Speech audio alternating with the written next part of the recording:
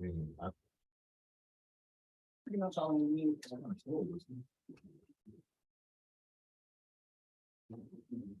it's a relative kind of thing. You don't really. Like, if it's above zero, it's not, I'm happy. You look at your snowfall on that was the thing. Yeah, I know.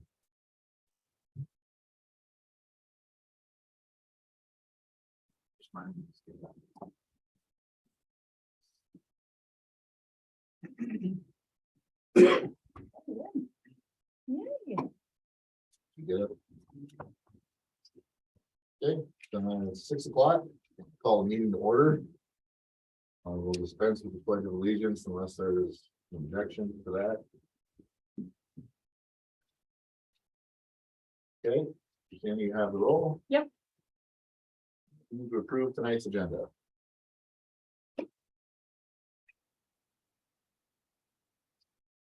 Motion to approve the, agenda.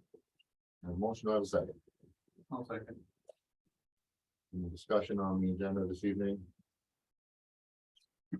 All those in favor? Aye. Both carried. We're off and running, Christina.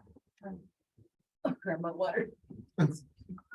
I need to do a little standing today. I'm very sore. Tracked a deer yesterday. Didn't find it. Hasn't been the best deer season for me. I'm telling my woes. All right. Hi guys, come on in. Have a seat. Okay, first thing on old business is just an update on the public works and public safety facility. I received a field report from November 17th, which was last Thursday. That was an update from the meeting packet that was sent out at the end of last week. They are going to have another construction meeting on the 1st. And then they're getting close to 90% completion after that. So I had a meeting this afternoon with the civil engineer president of WIDSEC, and we discussed a number of things. This project in particular sounds like Brent Damon will probably be here at the regular council meeting on the 5th, just to kind of bring the council up to speed as to where we're at in the time as we get close to our deadlines and what the completion is of the project. Does anybody have any questions in regards to the reports I provided to for this packet? I have a question about 212 dash or point 1.3. So there was a question on November 3rd. Think about the RFP panel. Contractor informed me that they were providing full coverage of blue to the back of the FRP panels as noted in addendum 2, that part. But there was there was a question mark about more RFP panels.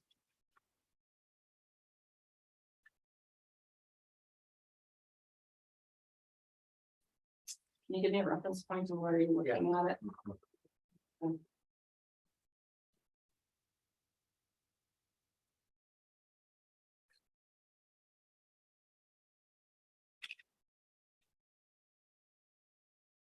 It's on the November 3rd field report. I believe it was. Okay.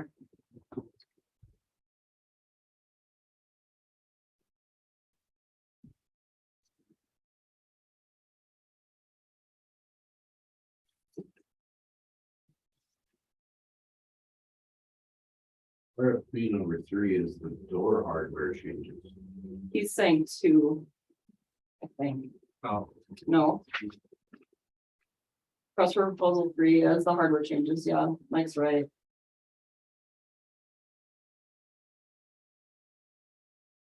okay, read it wrong. I'm sorry.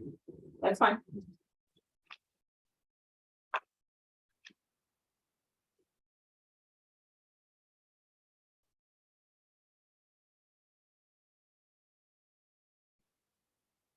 Okay. Any other questions? Okay, so it's in that same report, it's 2, 3, excuse me. There, you need contractor need to answer RFP number 2 as soon as possible. So are they getting more of it? Now for it or the, No. RFP number 2 is, oh, let's see, hold on here.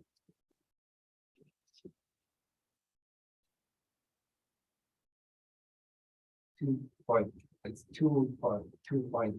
231, the required coordination of to maintain schedule, Mike, that's what he's at. Yeah, but the actual RFP says request for proposal number 2, and that's provide smoke detectors to Mhm. tie into the system. Okay, Not panels on it. Okay. Yeah, Just, yeah, it's kind of confusing because they use RFP in 2 in different 2 different, forms. Yeah, okay. yeah, there we go. Yeah, no, that's just the smoke detector stuff. As far as I know, I believe they've got that. they've got that, and straightened out. that's already done.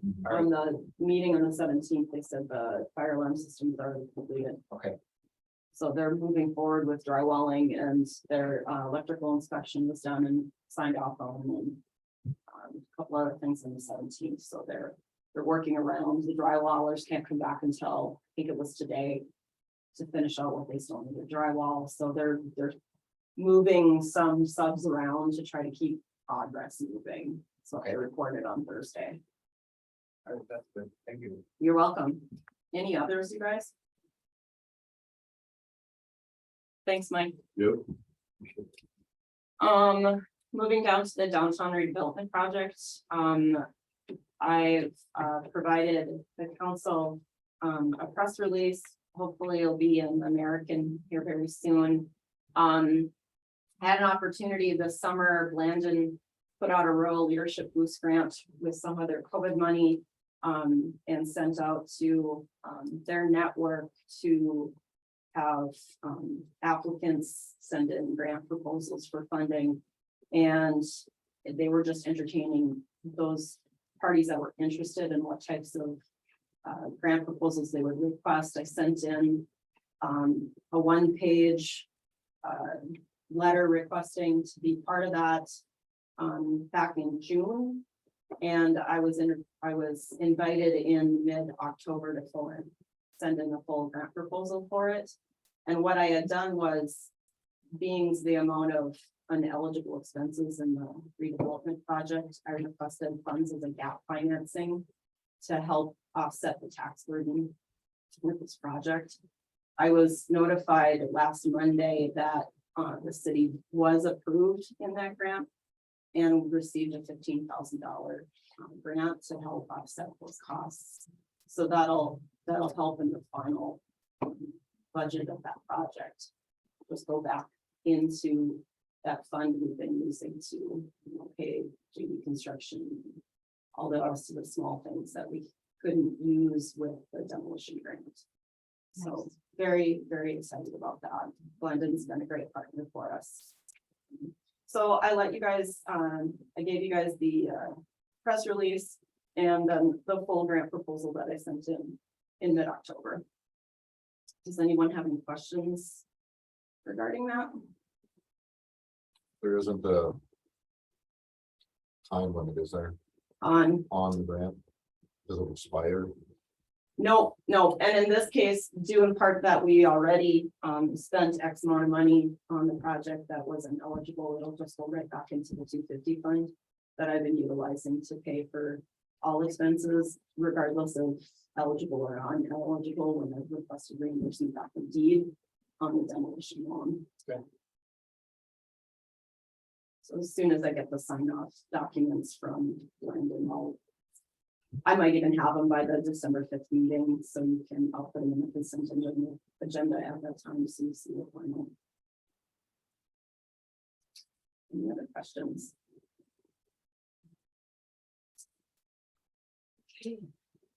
Right through it. Moving down to the library project, I left this on the old business because we're kind of at a crossroads here. Would like some guidance or maybe some discussion as to where the council wants to go forward on. I mean, one of the thoughts I had in mind is, you know, we either form a committee or the library board continues to, you know, do what they've been doing and coming up with ideas, but I don't know how active. I know Miriam spent all the meetings. Lori could do. Well, Maren seems to have made contact with somebody for another building, but she was not at liberty to discuss that at this Sure. point. So I really think that they're still looking in that direction. I know that they also discussed the fact that they didn't have as much property in the existing building to build out once the lines were established. Because Right. they're building, in fact, we're kind of curious about the book shed that is not really on their Oh. property. So Right. some concerns about what they're gonna do with that coming up. I mean, adding to the pile of things. What ifs? Yeah, Sure. so if that property sells, then they have no place for all those books that are in that shed, which shed is not part of the property. So those are all really good comments too. I had conversation on election day with Kelly Hanks about, you know, potentially reevaluating the existing space. We have a fairly large footprint for two very large restrooms that are underutilized, and maybe a family restroom is enough for that large of a building. I also made comments about how the office is not utilized well. And it's such a blind spot that maybe there's a way for us to take the existing footprint and reevaluate the space to make it more usable. She was welcome to that idea, but I think we probably need to get some planning involved and see what we really want to be able to, and then see if that's a path we want to take. But I don't know, Max, where to leave this on your old business at this point.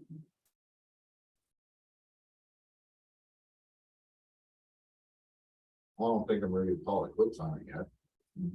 That doesn't sound like it after the last meeting that you are. No, it's, and Miriam's got, if the board has some other ideas, I'm sure like hero, like, well, And I just think whoever it was that she would speak to Isn't ready to is say anything. I mean, I can tell you that I've had conversation. I know that the old lumberyard building is gonna sell. When they're ready to get rid of it, move everything out for public works, so it's gonna sell. We already have a very interesting party in there. Pushing to try and get a number. Really, a business? Yes, Because that was gonna be my next question, if we can't expand the library. why can't we just do this property? Demolition should be minimal because I think the building is gonna collapse on its own. I mean. you know, I don't know the person. I don't know what that party has in mind. All I am doing at this point is making sure the property line separates the two buildings correctly. We don't Yeah, have any indication whether they intend on reusing that existing. couldn't speak to it. well, that book storage for the library, their book sale books. I mean, that's a problem, but it's not. Not It could be corrected with, you know, a storage unit rental.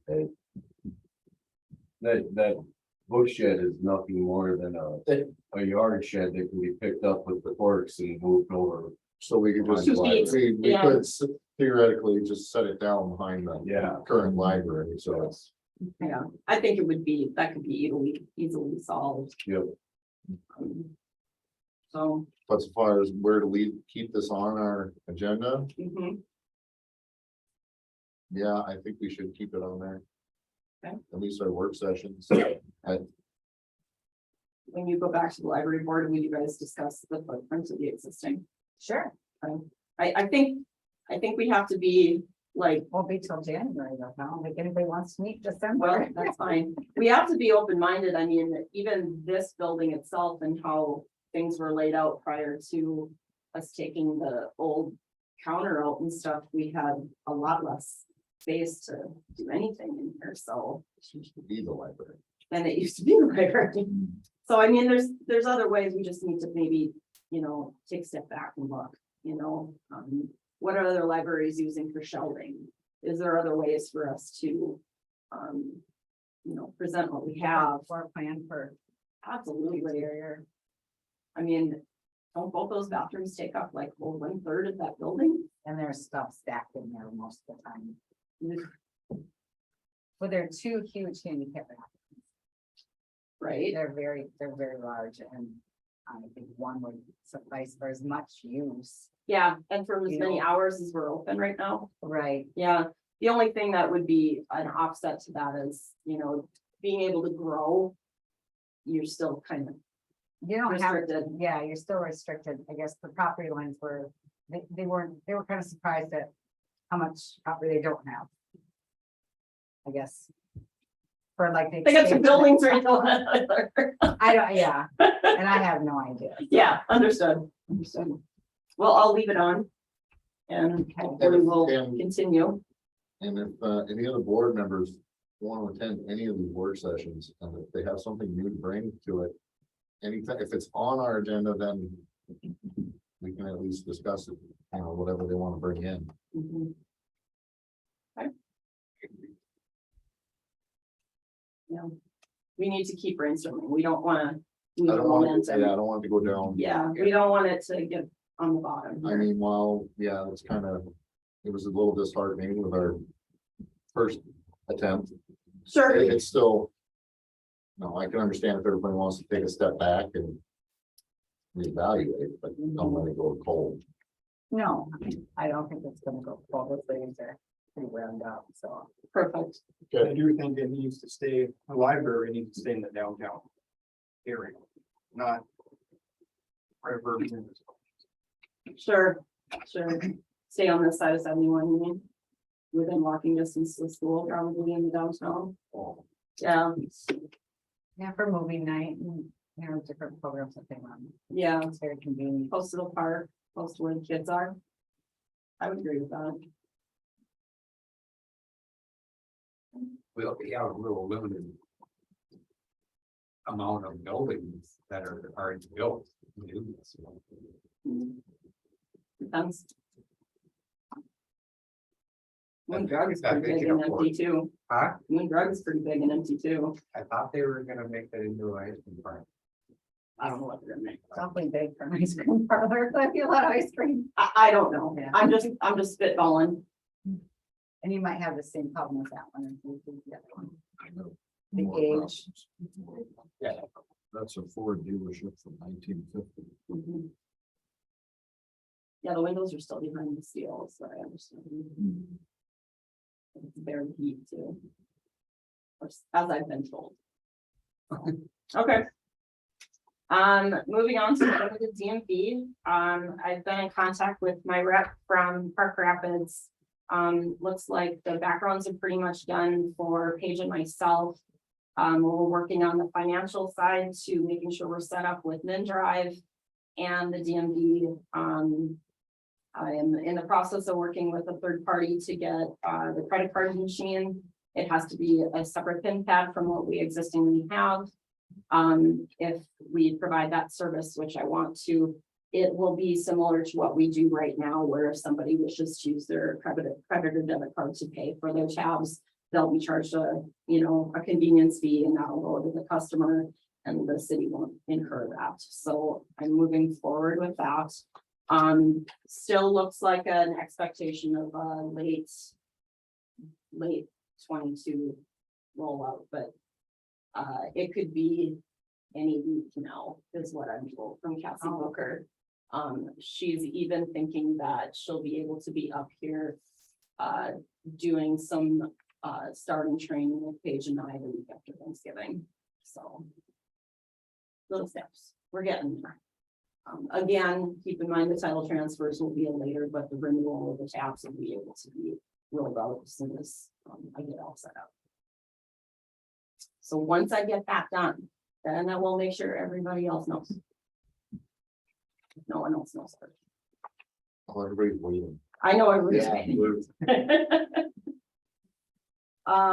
Makes me almost want to renew my tabs. There you go. The property annexation process. So the township did approve, the resolution on November 9th. However, the township did not, post notice of intent requested by statute, even though I gave them this resolution. I don't think they have a whole lot of legal counsel.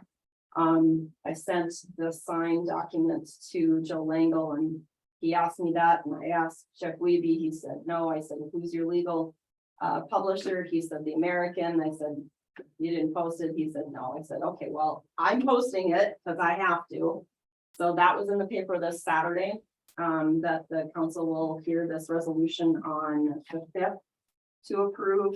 At which point, Jeff Weeby will have the Hines Township reauthorize it on their December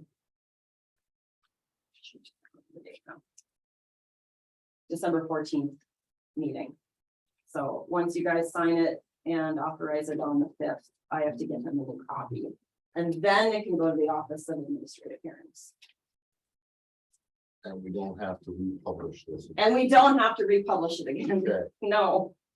By that statute, because I know those fun legal publications. yeah, it was, it was surprisingly a lot less than I thought it was gonna be, but by statute, we can request Hines Township to share the cost in that posting. It was like, I think $103. It's still less than some of the other legal postings I've done in the past where they can cost $400 and $500. So that's good. Any questions about the annexation process?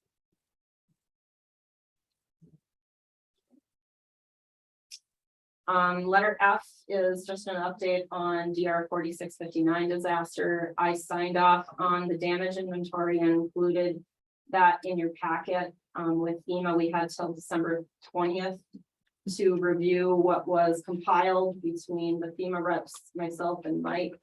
And we will, we decided that we had a fairly decent list and that it was complete. So now that they have that in their hands, obviously winter. Michael and I will have to work this winter on making plans to, what steps we take to get everything completed next summer as soon as roads stop. It was very nice having FEMA take this portion over because some of the sections of the damage inventory, they stated you can group projects together. So if you have X amount of gravel roads together that are all suffering erosion issues, you can group those together, and they took our listing and put that together, which was nice. Same with like what we had at the beach and the campground. They took those and put those together as well. So they know the details of each one, but by their requirements, each project has to have a dollar limit. So instead of having 6 different roads with 6 small amounts, it's one gravel road with 1 big amount. And that's just how FEMA works. Any questions on that? Okay. The next item I wanted to discuss is the rail bank land conveyance with MnDOT and the Blackduck co-op. It's on my screen. So what I gave to you guys today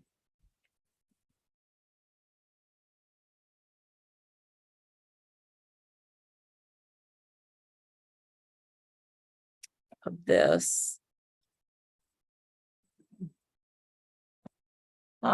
This is an old map. What I don't have to give you is in the lower right corner, you'll see a little 33 that says proposed new trail crossing easement. That will not happen. The state will not convey more than 1 crossing.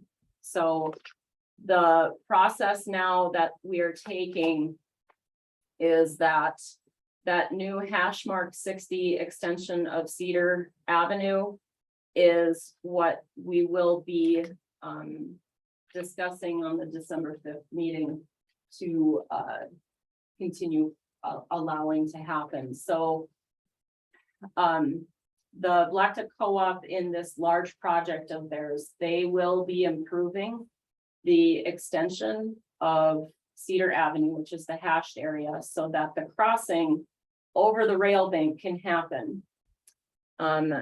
What's difficult to see in this sheet,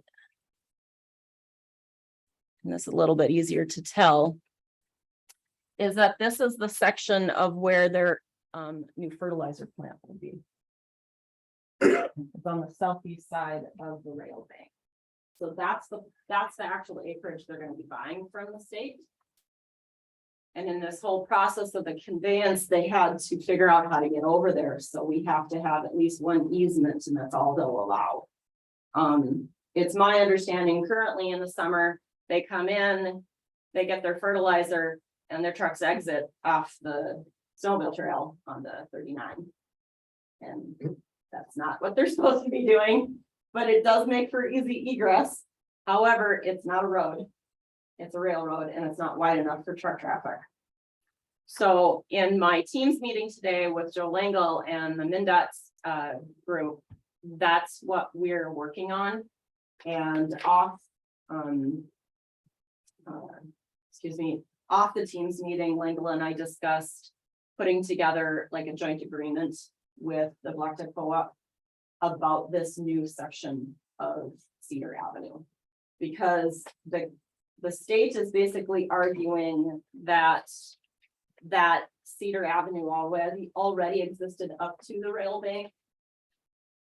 Even though it's kind of a goat path and has been a goat path from when it's originally been platted all the way into where the co-op is, because the co-op was kind of the old siding. So Couldn't we argue the point that since it's a yes, trail crossing, there's There's the a- trail's dead then? well, it's not. I did argue this. Okay. I've gone back and forth with the state. The state is actually working with Trails and Waterways with DNR, discussing where that trail is. I explained to them, I said, this trestle burnt down in 2016. It hasn't been an accessible path since then, and the snowmobile trail is rerouted alongside 71. I said, I'm sure there's still ATV traffic there, but I know there's still snowmobile traffic that comes up the Blue Ox, gets to the co-op and turns left. It's just whether that's the designated pathway or not at this point is DNR. That's separate. Yeah. They kind of share the same, they're still Minnesota, but they're two separate entities. So where I ended the call today, and we're gonna get the DNR involved moving forward, but we had to agree to kind of get the city to keep moving forward with everything with the co-op so that the conveyance can continue, because that can still take up to 6 to 8 months before the state has everything done. There has to be public hearings, there has to be public notices on this, and there has to give the public time to see if there's any pushback on allowing this to happen. But my biggest concern is, I know as a snowmobiler myself, people go up the trail and then they turn. I also know from being on the snowmobile club that snowmobilers, that the Grant and Aid Trail also goes up 71. And that's how everybody's been, that's how we've been improving the trails. So I think the state needs to know that this is still a potential, because my thought to them was, why don't you just vacate that whole section? Vacate it all, stop at 39. Don't let anybody in or out. Don't let any ATV or snowmobile traffic in there at all. You know, regardless of you not letting them egress out that way. And that's a whole side conversation. But right now, that's not what they're gonna do. And it has really no conversation in this piece. Right. But what I did ask them for is, when we get to that point, because what's gonna happen now? What's gonna happen now is people are gonna come up here with either an ATV or a side-by-side, and there's gonna be trucks going back and forth over here. Yeah.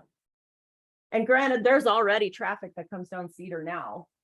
So you have to be as a mindful recreational user, you have to be mindful of all public traffic anyway. It's just more signage probably is going to have to happen, so we don't have any liability and people getting hurt. But right now, that section that they're proposing, that 60 feet that the co-op will fund, should also be like, it needs to be improved so that it's at a standard that the city is satisfied to. So I am going to draft some documents for you guys to consider on the 5th with Joe Engel's assistance. So that at least the state knows we're okay with what they've platted intentionally right now, and then they can move forward with their part. I have a question. Yes. They're gonna build a new fertilizer shed Mhm. all the way over to the green line. This red area here is the area that they will ask to purchase from the state. And that's where it will be. That close to the water. What water? The trestle's right there to the, The trestle's up here. why you getting out right now. Mhm. Did you guys ever let them put a fertilizer shed that close to the water? The team's meeting I was on today had environmental on it, so they're aware of what's being proposed. I'm sure that there will be more questions. This is not completely done. I Don. didn't know they were shed this. That's the whole process. That's the whole reason for this ask. So the existing building that they do everything out of right down there is way too old, and they need to update it. So that trucks can come in and out and get what they need. They're supplying right now a large number of folks with. There's a fairly large geographical area that comes in for it. And that's one of the reasons I think the co-op and as an association is moving forward, wants to move forward with this. Oh, I'm not saying Yeah, that, I thought they used the old one out there still. I think they still do, but I think it comes in from there. So in my conversations with Rachel Merrill, though, it will be either an open building, I think, that the trucks can come in, get their product, turn around and exit out. Originally, what they wanted when they dropped this option is they would come in, get their product, come out and exit back out under Cedar. Through the yard again. What I think they're doing now is they come in, they go down here, they turn around, they go back out. Or they come in, they pick up what they need and they go out scenic, which the state won't allow.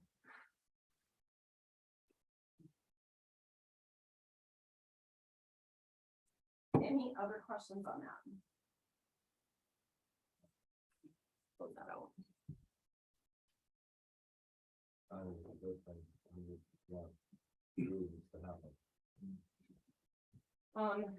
Then the last item of old business, I left the local option sales tax option on there. I haven't done anything new on this yet, but I will have it before the deadline. So that we can keep moving forward on that. I just don't want to lose the focus on it. I don't want to. Does anybody have any other questions that came up in the old business that I gave you guys? No, I'm third for new business. done and once I can turn it over to Carmen and George. George, what I did give them is just an aerial of the GIS area, and I'll let you guys discuss with them what you'd like to do. Okay. I'm going to, all my supervisors. You meant the presentation. So I did, everybody. I did that, Carmen, I, for reference for them, just so that they know where your buildings are and where Cedar is. I don't even really know where to start. you had made a suggestion just to have it surveyed, Well, and that's kind of, if I may, I'd like you just to start from the beginning, what your ask is and why you guys are here, so that everybody understands, because I will preface this by saying, I don't tell them all the details, why you guys are here. Yeah, like which buildings are yours? And if we start there.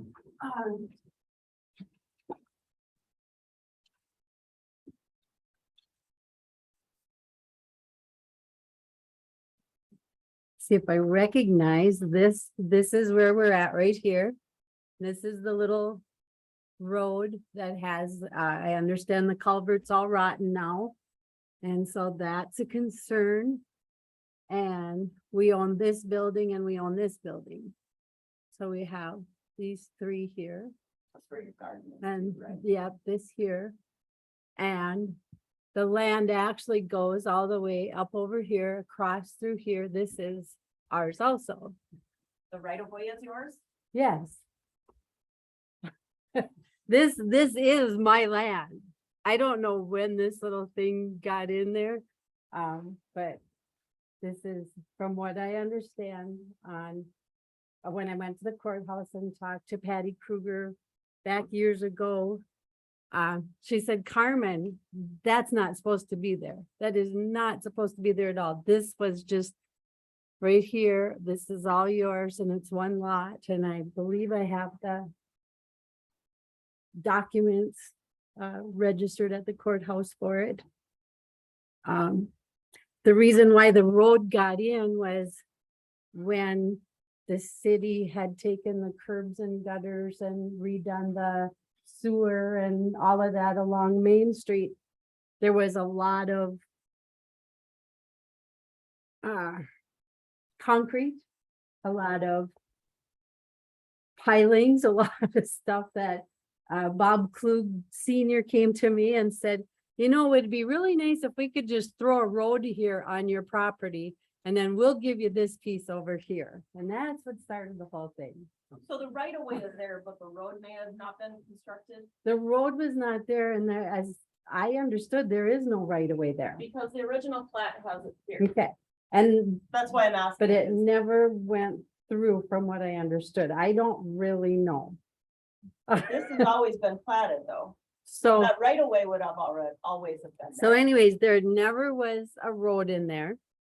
And this we understood when I bought the property back about 40 years ago.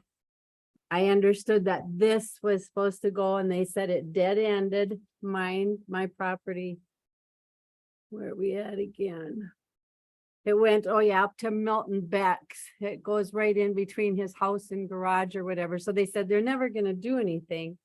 So don't ever worry about this. That's just a platted alleyway though.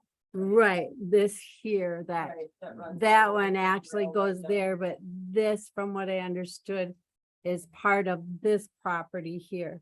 When I got it, Bob Balsinger had, this is the Balsinger edition, and he was separating. I don't even remember what buildings, if everything was there or not back 40 years ago or whenever I got it. I'm not even really sure who was where. I know we had the motel in the pond. I know I bought out Bud's Western Wear and I bought out Val Thielman's and all the merchandise, the businesses. I bought out a lot of businesses in town, the merchandise, not the building itself. So my concern is as people are going more and more on it, and the culvert not being there. And my property, when I had it surveyed through a surveyor, he came in and let's see, Schaefer's piece of property. This is him. That's Blackduck. And they surveyed my property right to here, right there at that fence. There should be a post underneath that little wall. That's where my property should have gone. But we had so many people, I think there's been 3 people come in and they've all come up with the different survey.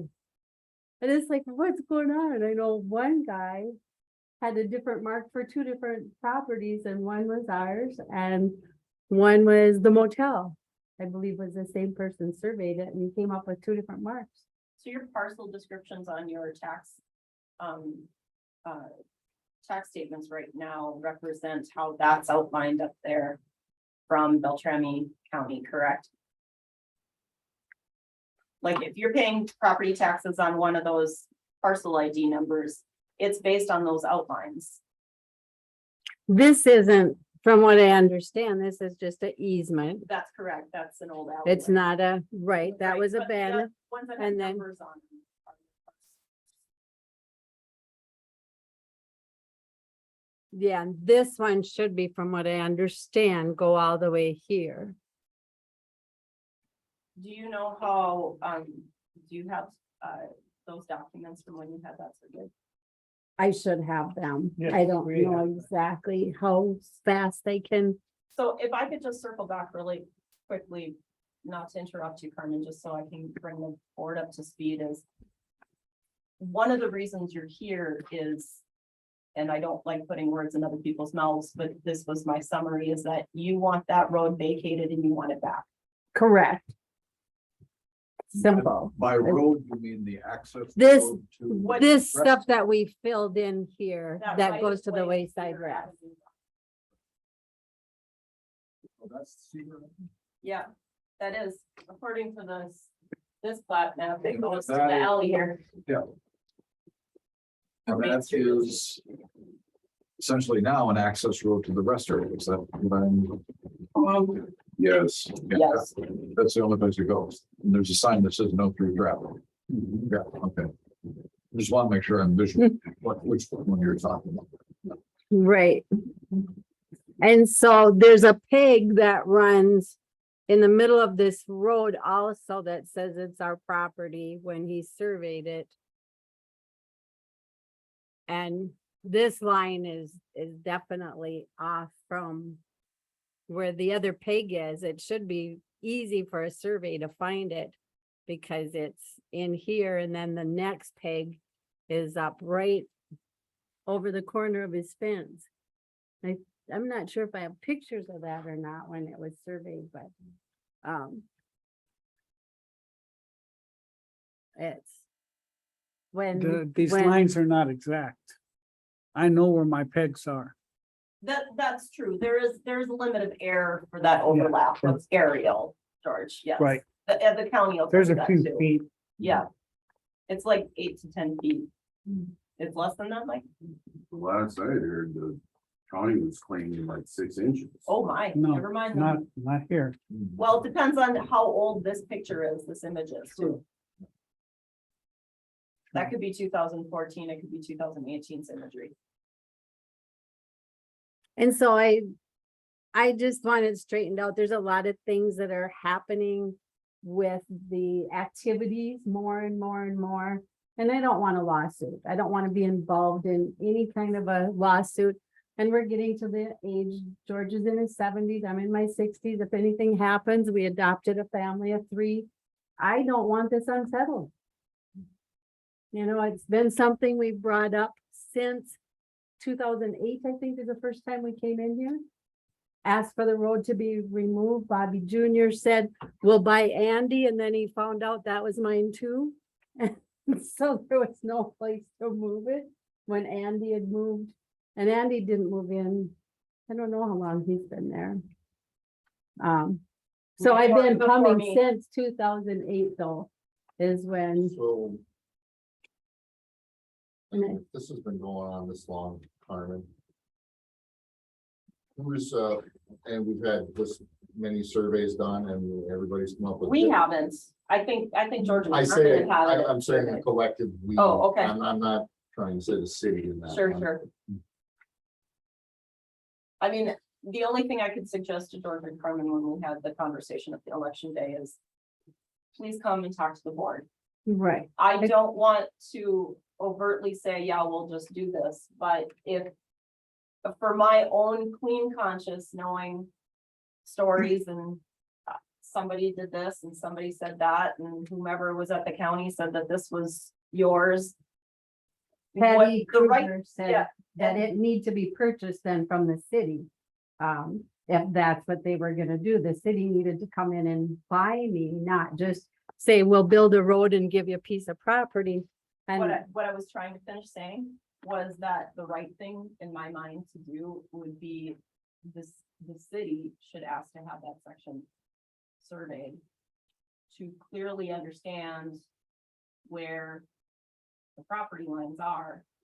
And if that Cedar Avenue right of way is existing as city right of way, which, you know, we know that, you know, you have a boulevard in front of your house, it's still a sidewalk, it's still your property, you're still responsible for it, but it's set back and it's right of way still.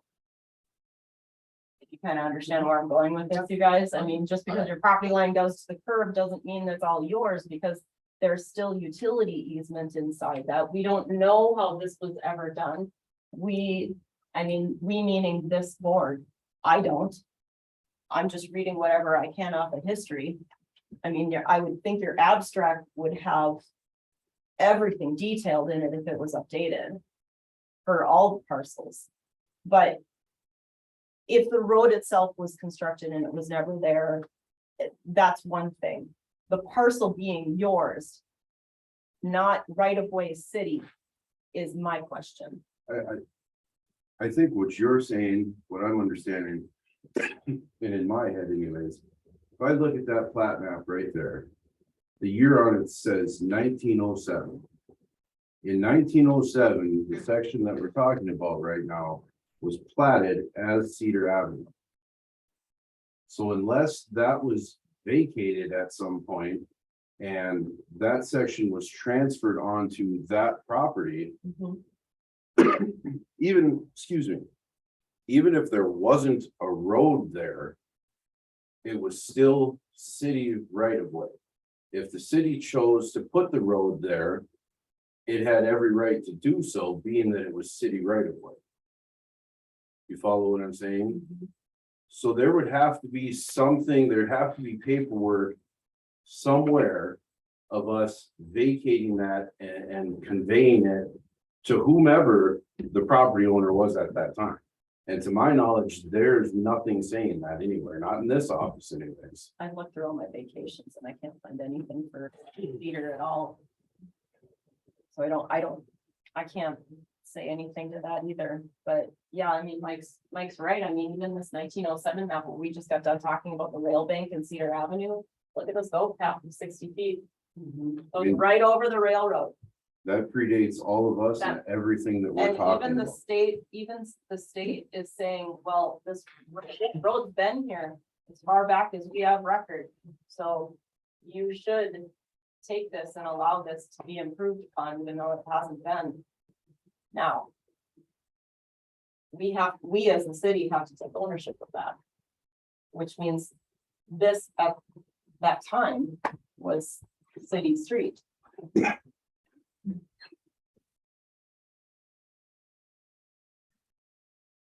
Well, there must be a title abstract somewhere. I know when Ron Anderson bought this building too, we found out that part of our property was over here and part of his property was over there. And then this was built on too far wherever, so this had to be vacated, I think, partly back here. And so the whole thing, it just kind of. Yeah, and then an abstract would be updated with those And details. so, I mean, I've got an abstract starting at 1900 for my house. Right. When it was owned by the We have a federal real government to thick MD one, Sto- too. MD Stoner. Everything is on there, so I would think any right away or vacations would be on. Well, I think then Recorded what will be on the. what we probably need to do is have it surveyed. You want me to get Matt Murray to put together a proposal for costs?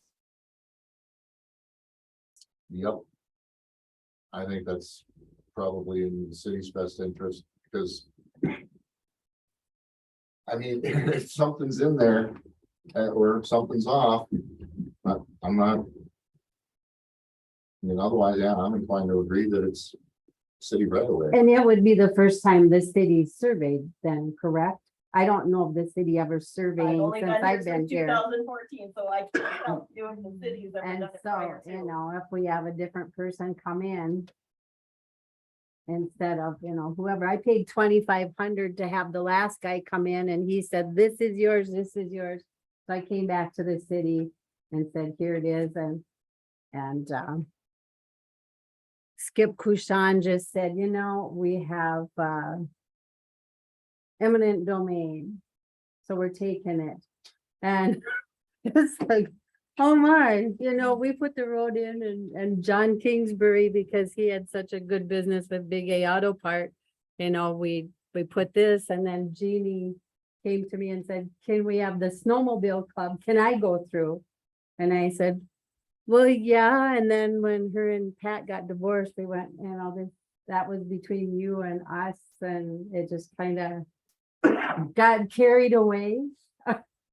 And I said, let's just move that road. Let's just, you know, because I don't want to get sued if it is my property.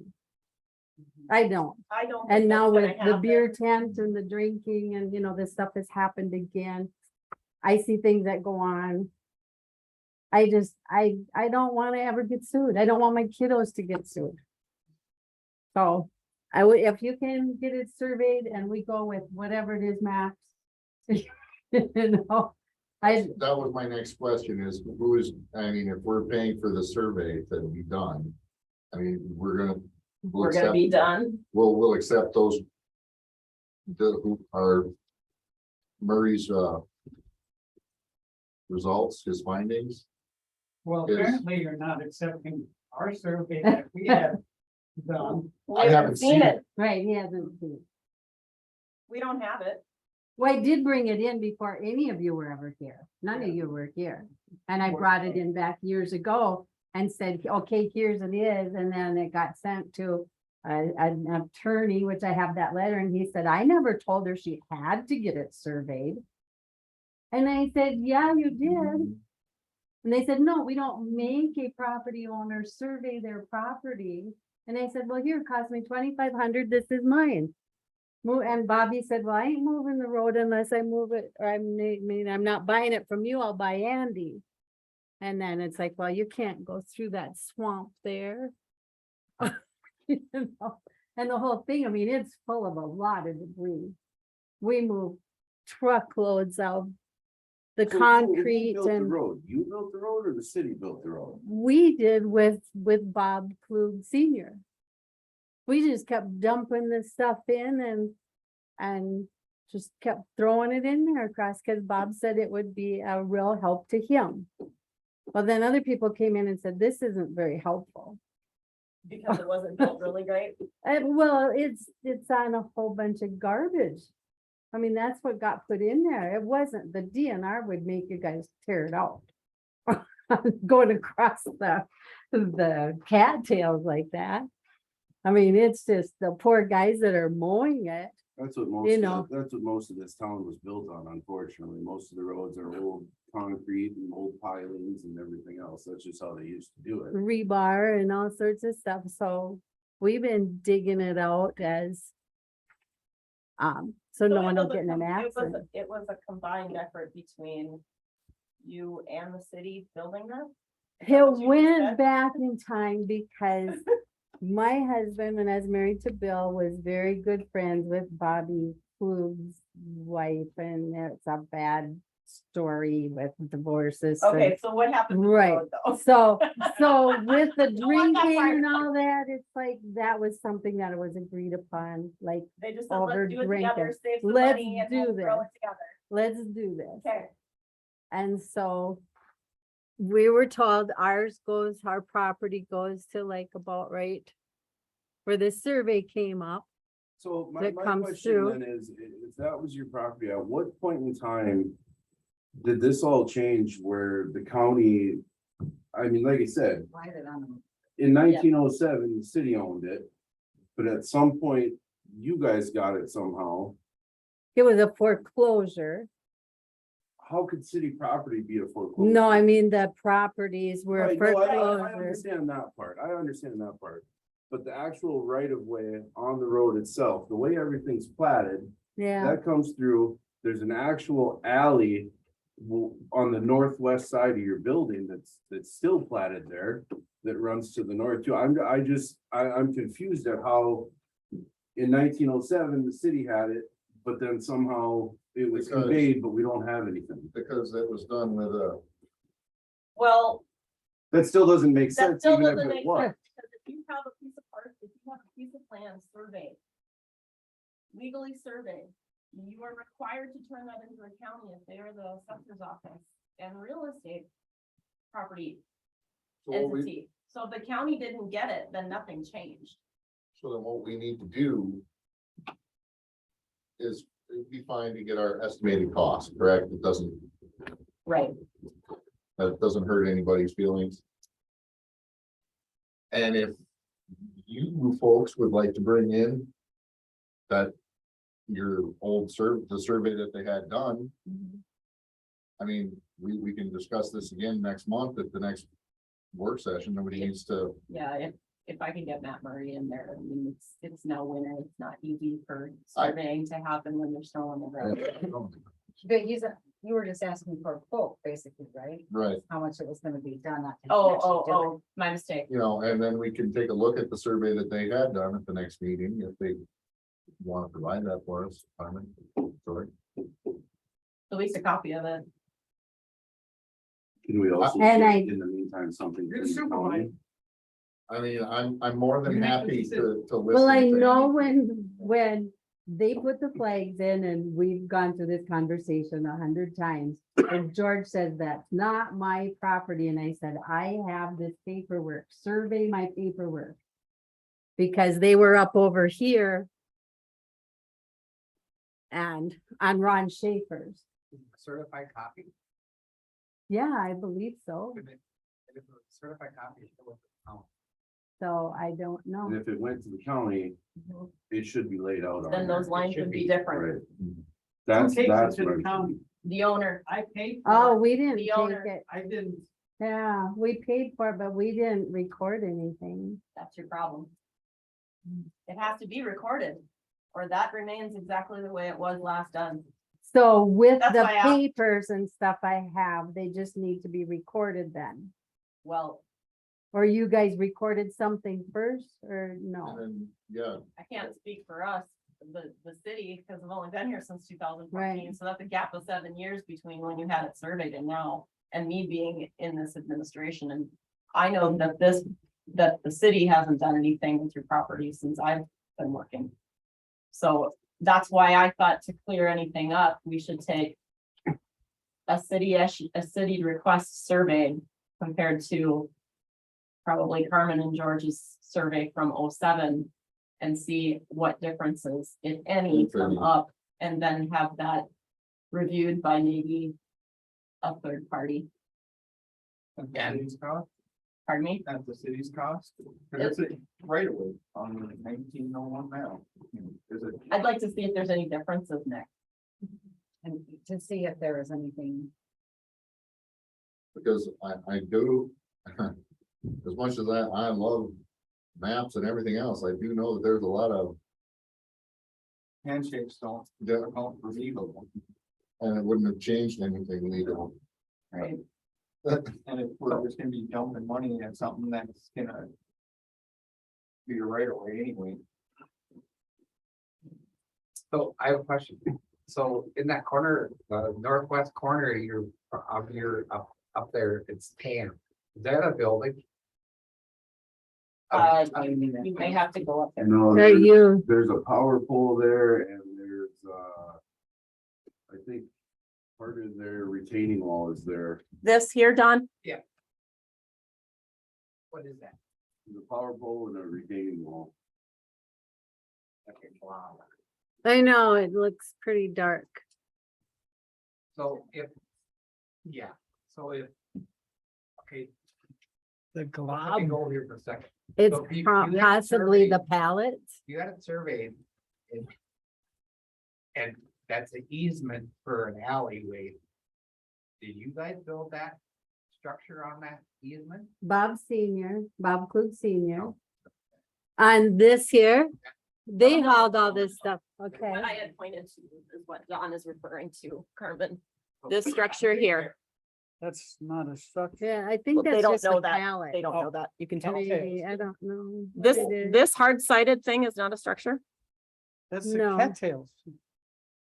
Yeah, there's nothing back There's there. nothing there.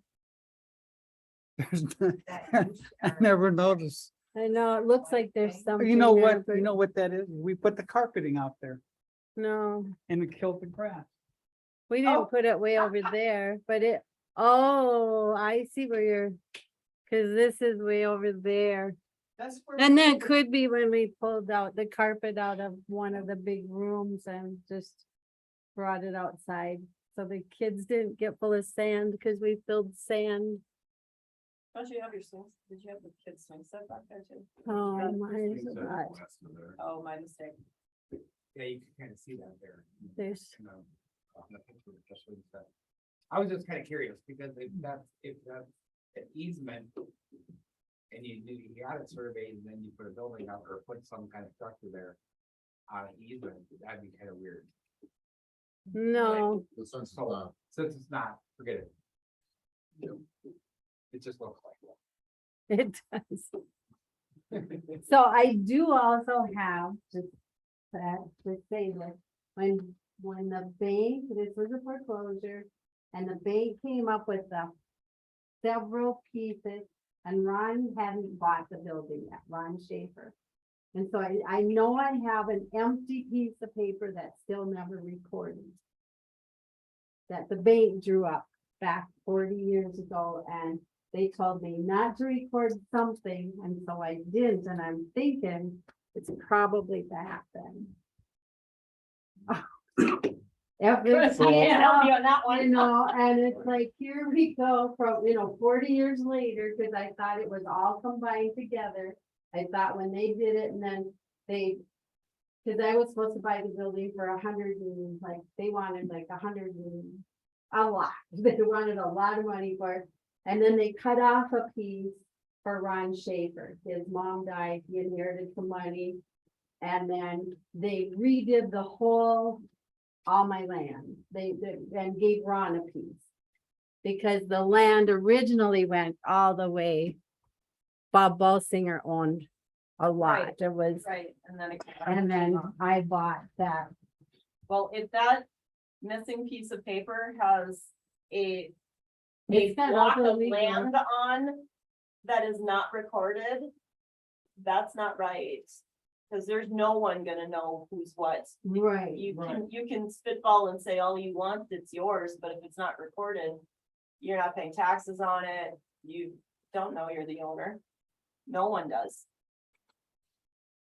But when I went in and talked to Patty Kruger, I don't know if you remember who she is. She No, I passed don't. away now. She worked at the courthouse many, many years. She looked it up. She went back in the book. She said, Carmen, this is absolutely yours.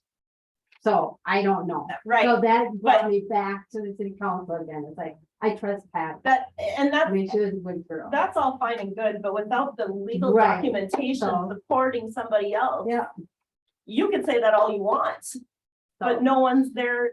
I mean, you said she passed away, Patty passed away. so who's to Ron validate what Schaefer she told passed you? away, You know, So we got Bud Olson and we got, exactly my whoever. point. You got nothing legally documented stating anything that Except they when told they you. surveyed, and I'll bring that. in. except, That's it. yes, I'll bring absolutely. that. So I have a secondary question. If this does come out and if it does go in your favor and it is yours, what is it exactly that you're wanting to do with the road? We were told by Bob Senior that if this road didn't stay there, if they proved to not be as beneficial as he said, we'll just restore it back the way it was. We'll just put your land back So you're Because it got built you're up. wanting the city then to take that road out, out and remove just, everything that's there and put it back to just dirt and grass. well, I don't think you can remove everything because it's a lot of debris in there. Well, this is what I'm asking is what the 'Cause ultimate. I only goal is. own this much, whatever my land goes.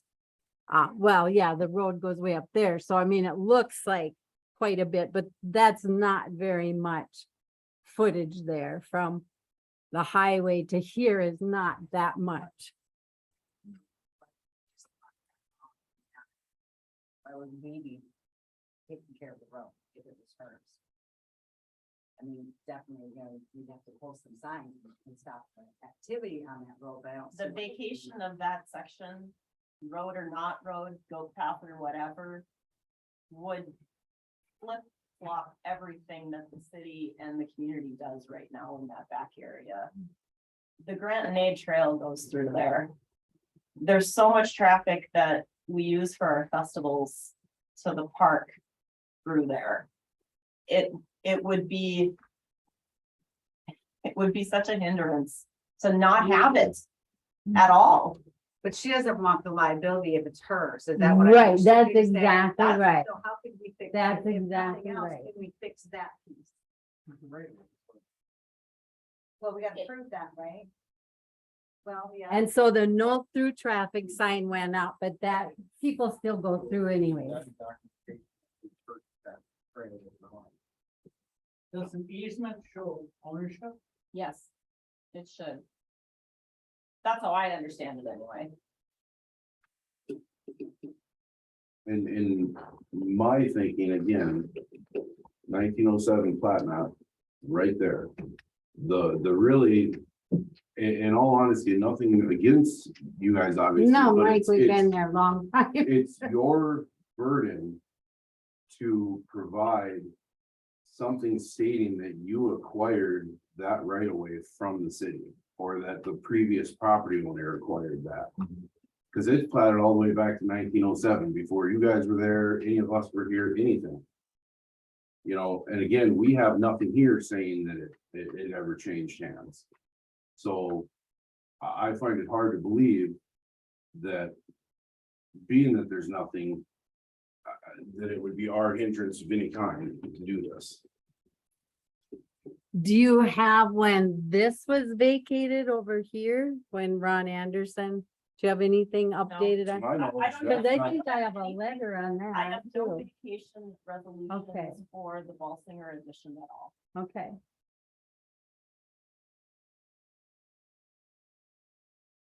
So if there was something done when those buildings were built, when Ron did that, my thought would be, it would be written in a legal abstract right, and I believe it is in the abstract, I believe, but I'm not. for that positive. parcel, but the one where the main building is, we don't know.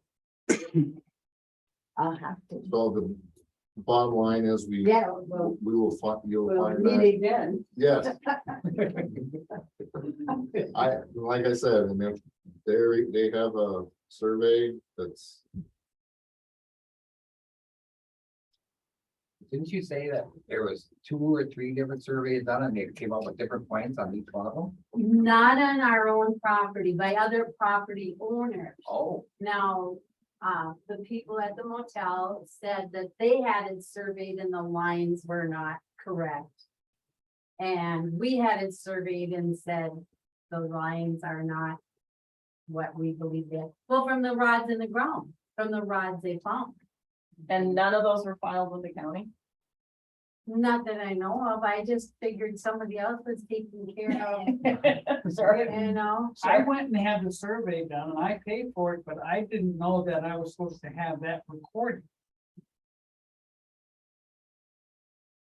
Right, I would have I hoped. didn't know that either. I mean, I've lived there a long, long time. I never I mean, never that's knew that. news to me, that paperwork needs to be recorded. The certificate of survey I just had Matt Murray do for these 3 parcels between the city hall and Blackduck Theater, so that Yeah. that parcel could get resold. I am filing with Charlene Stark at the county reporter's office.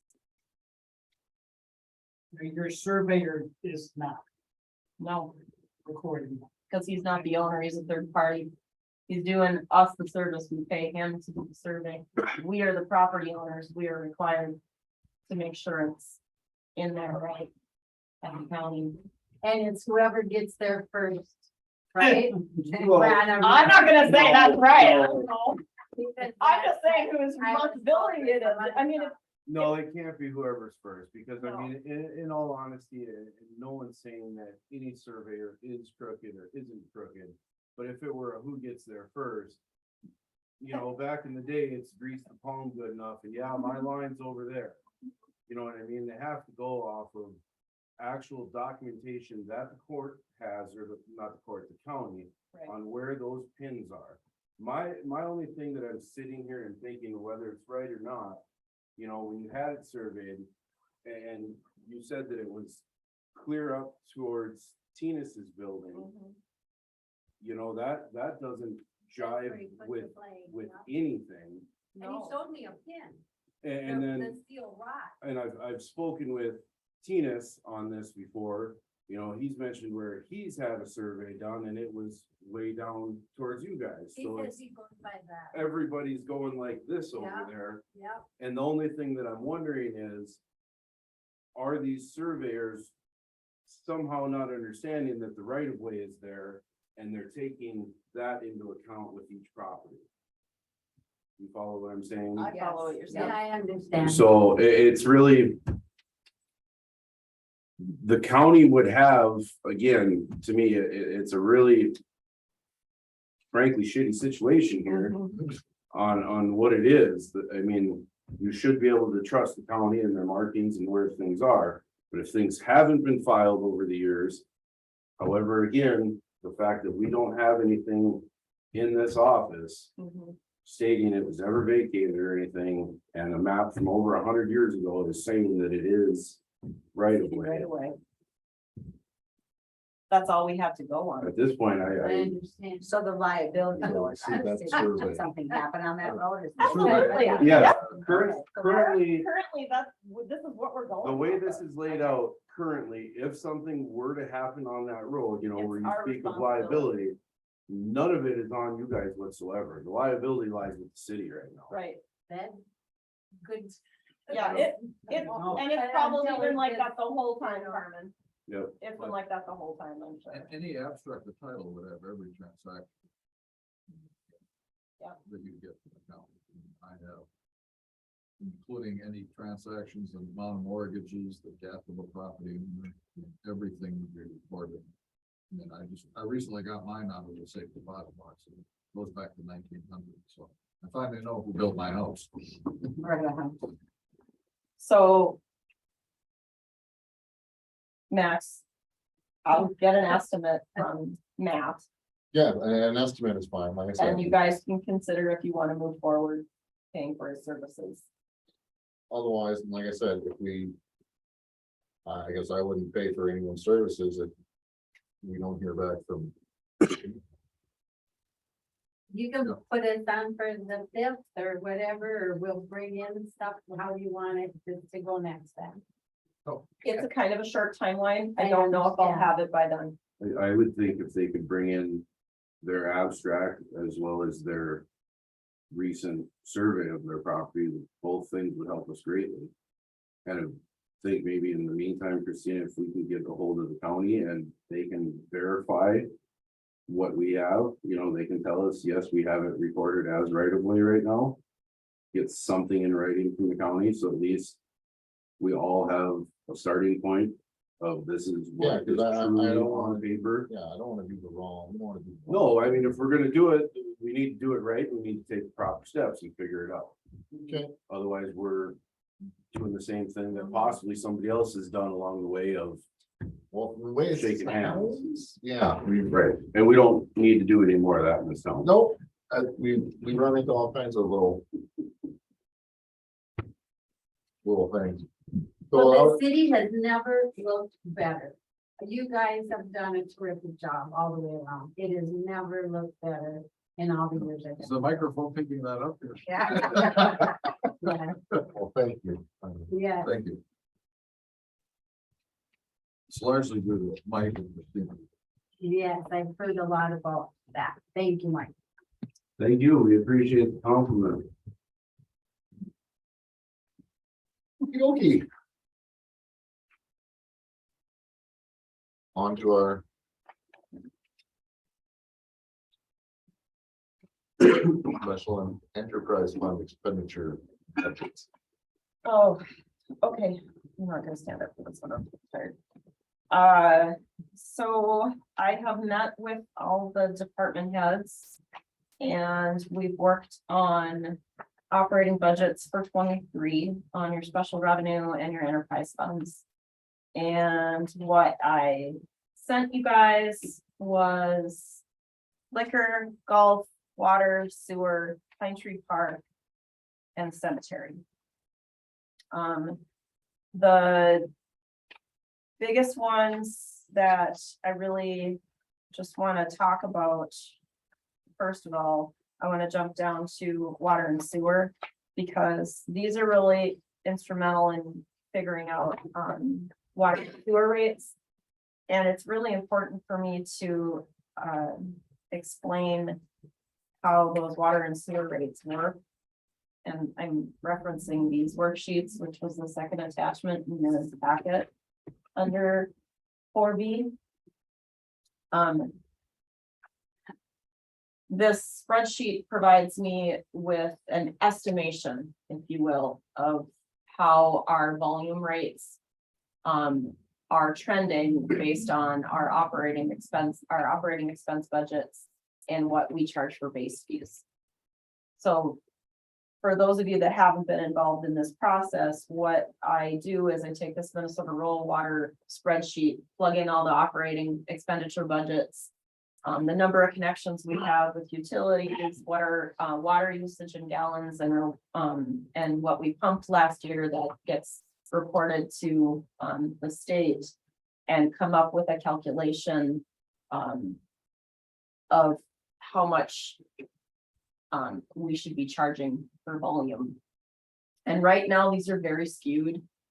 We had some unaccounted adjustments in 2021. The water usage on these reports is based off of 2020's water usage sold, not 21, and it should be 21.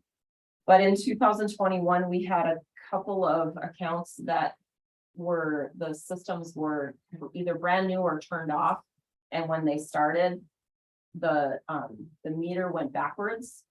And what happens is it tricks the meter into thinking it went to 1 million gallons and started back over, but it ends up being 999,999. So we have to manually adjust it. Long story short is I have too many adjustments in that and don't have a true 2021 water usage number to plug into the spreadsheet. So I'm basing my numbers off of 20's usage. I used that same number when we were doing the water and sewer utility rates for the debt for the new public works buildings portion of the new building. And from what I can tell right now, the sewer volume rates will be fine. I think, in my opinion, that the water usage rates will need to increase again on the volume. We did a volume increase last year for 2022 up to 0.0066 cents or 6.5 cents per thousand per hundred per gallon. 0.0066 per gallon, 6.5 cents. I don't know, we always get it mixed up, over decimal point. Either way, we made the sewer volume rates meet the water volume rates. What you're paying right now was a slight increase on sewer. The sewer budget is gonna be able to be fine in 2023 with that same volume. I'm not so confident about the water volume rates. And I'm also not very confident about where the base rates are right now. I did a couple of tests on this water study rate by adding another $1 to all the base rates for water. And I don't think that brings your volume rate in where we're being charged right now. If you look on the bottom of the spreadsheet, what I have highlighted in yellow, it says $8.25. That's per 1,000 gallons. Right now, we pay $6.60, or a customer pays $6.60 per 1,000 gallons. So based on the expenses I've plugged in here for next year's budget, the bond and interest payments that we have, and the interest payments for the new, Public Works building, it looks, understated. The sewer volume rates, which is the second page, looks like it's tracking. That number is $6.76 per 1,000 gallons. This was right. And that tracks fine.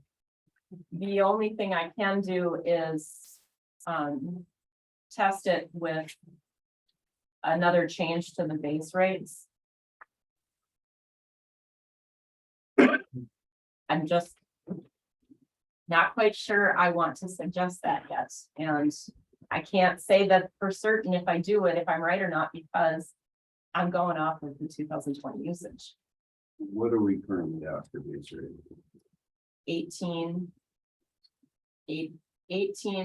28 for HUD for commercial, 18 for residential. And have we looked into, what the average is? Again, like I know we did a couple of years ago when we started actually raising, but have we looked at a statewide average? We not. We're gonna need to do that if we're really gonna discuss base rate changes. And we don't have to agree on anything tonight. It's important that I tell you guys where I'm at with this, so that when we get to the next step of adopting fees and charges for 23, that we consider that increase. Whether it ends up starting in February for January's usage, or it starts in March for February's usage. Something in the first month of the year is gonna happen. I'm just gonna throw it out there right now too, that when I first got on city council, and there hadn't been a rate increase in Many years. Many years. many years when I first got on, and when the rates went up, boy, oh boy, did we hear it. Now, I understand everything goes up, everything gets more expensive. But small increases are better than Well, and one thing to those note, lump sum changes. one thing to note too, when we're talking about, the possibility of getting funding for water and wastewater improvements. One of the actually, pretty much the very first thing they look at is what your rates are.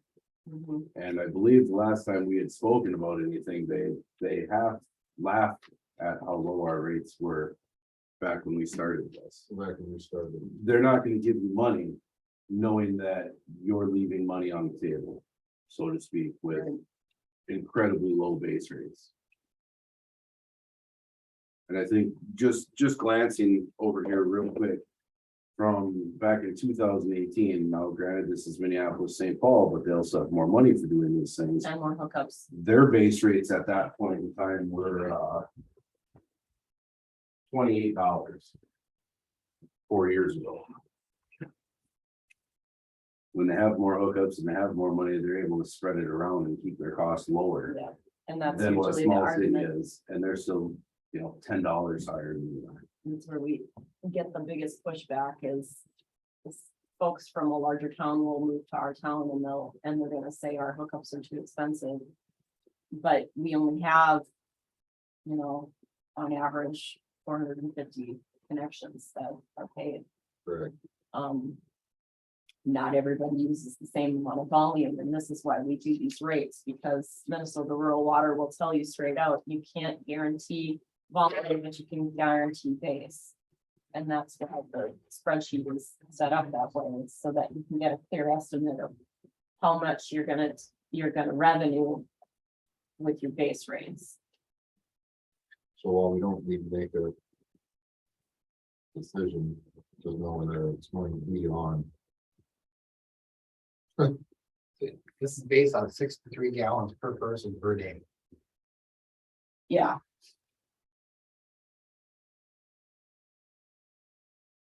That's a national water usage average. That's not something coming directly from us. That's just a number that gets plugged into the equation. Minnesota Rural Water gives us this program. What's the unaccounted for water? Where's that number come from? Your unaccounted water comes from, you know, places such as the fire hall. Who's a high user of water and doesn't have a water meter in that building, Okay. you know, so you think about, you know, grass fires, building fires, anything like that. You know, there's some there, I believe. The school athletic field, I believe, is technically unmetered over there. Oh, it's not needed there. Okay. So there's certain areas that, you know, the water goes there, it's never been metered. It's just, And again, the town was done. this percentage is really high because I'm using 2 different years numbers. I'm using 20s water Yes, usage, yeah. but 21s pumped. And actually 2020, Sold versus pumped is 2 different years. everybody was home. Well, and again, too, I mean, things such as hydrant flushing. Yeah. You know, we've got close to 60 hydrants in town and we run a couple thousand gallons through each one of them 2 times a year. It's a good bit of water there too. Yeah. You know, I don't think, I would have to go and look. I don't think 12% is a terrible number when we're talking unaccounted water. I've compared to seen it some around cities. 6 and 8 before in the year that I've done this, so. Yeah, it really, there's a lot of different factors that play into it. But I just had no idea, so Yeah. that's why I had to ask. It's just Where's that come from? Right, When I calculate out revenue based upon expenses. I get that revenue from this spreadsheet, and in the past few years that I've done this. I've been tracking pretty close, well, and some of the billing issues that we've had in the last year with meters plays into it as plays well. into it, but for us to be able to base 23's worksheet on this. On the sample. I mean, we would be jumping our revenue budget from $216,000 in water sales to 251 to make our expenses. That's a pretty big jump. That it's illogical to me with the spreadsheet to make that number true. So I have a little bit more work to do on it, but if you look at the expenses and compare them to 22, you know, you're not jumping that large of a budget. I mean, 22's budget was 253,655 for the operating, and now it's 258, so it only went up $5,000. For operating. Yep. For the water budget.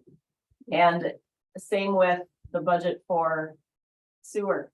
The operating budget is only predicted to go up $5,000. So. Listen, since I've been here, I've tried to keep that thing as tight as absolutely possible. I've taken cuts year after year. When I was just looking at a water bill and mentioned that.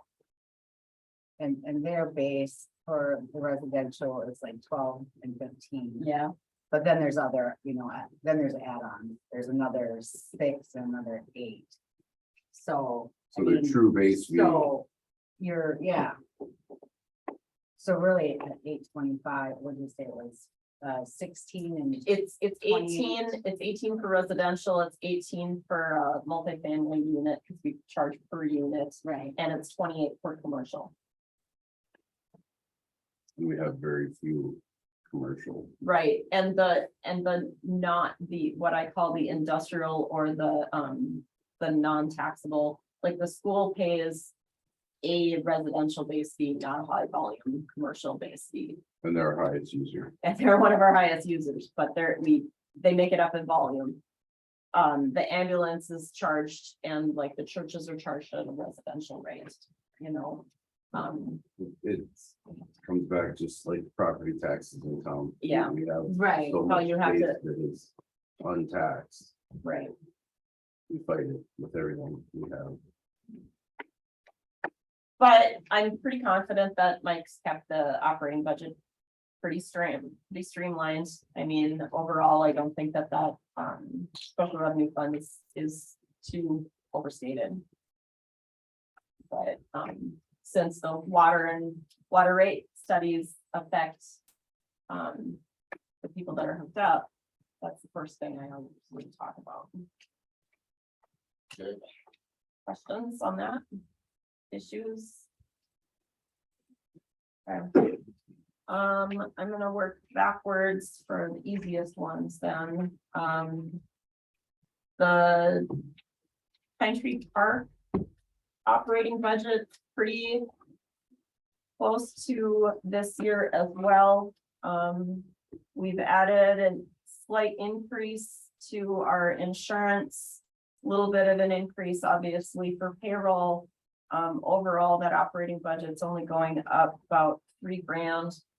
And I'm expecting what we budgeted this year, which kind of puts us a little bit as a deficit at the end of the year. I'd like to see our revenues closer to 2021. We didn't quite get all of our camping fees in 22 as a growth over 21. We were down about $1,000 on that. But with the big changes that we've done to the campground, we can now take a step back and let, you know, the entity actually start revenuing without a lot of changes on our expenses. No, the showers and bathrooms and Right, roof and concrete, the beach and, We've done a lot out there over the last couple years, yes. a lot. and we're depreciating every year, $5,000 so that we can flip a mower over every 3 years now. And Mike is already on the path where he's pre-ordered what he wants to flip over, so next year will be our third year, be our fourth year, so we're at our 3 year. We'll be able to use that 15,000 that we've depreciated in the last 3 years, so we have a good process for that, and that's really important for that. That's basically the steps that we've been trying to take, you know, with all of the equipment. Our Right. budgets have been too tight to do it with a lot of the bigger stuff, but we're trying to get out of the predicament we were in. When When I started? You were here at least when I started. Yeah. With all the Aging equipment, super aged out equipment that was just ran down to junk. This way, we're at least trading stuff in when it still has some value and not letting it get to the point where it's nothing left of it. right? If I can move forward to cemetery, that's a pretty easy one. That budget too, very small increase. I mean, it's like $10, $12. That again is probably just our insurance and a little bit of payroll. I'm predicting a little bit less in revenue for 23. Not uncommon for the cemetery to not have a really big year. We did half in 22 that we did in 21. That is unfortunately a COVID thing. We sold an enormous amount of cemetery plots in 2021. And we didn't do that this past year, right? But that's very, very hard to predict. We didn't even expect what we had in 21 to revenue, or I think we had 31 deeds. The only thing I would note in the cemetery, it's really one thing that there is the possibility of us going into the reserves Yeah, for the new vault building that we've talked about. yeah, if that becomes a 23 project. Hopefully, we can do it in Yeah. 23, it might be 24, but just something to remember and be aware Maybe of. even start our planning on that. You Not uncommon for the cemetery department, cemetery fund to show a loss. It gets $5,500 in transfers from general fund and liquor store just to keep it even. That's well, part of the course on that fund. know, cemetery is not a money maker. we're not trying to make money with the cemetery. No, Moving to the two larger ones, if we go to liquor. Sean and I met, we went through a lot of her operating budget. The biggest thing, obviously, which has been a huge conversation, is her payroll. I went through her payroll model on her part-timers more than once. And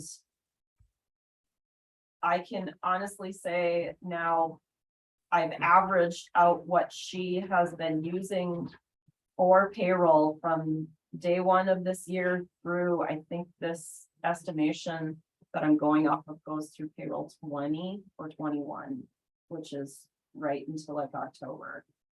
And we way understated the part-time wages for 22. That's why we're so overspent. Regardless of the full-time level, the amount of hours still needed to fill in where those 5 full-timers are not working still requires this much payroll for part-time employees. What it did do is it offset some of the para and FICA funds that are our obligation. But this is the no. My memory is full. Hang on, I have to use my phone. This is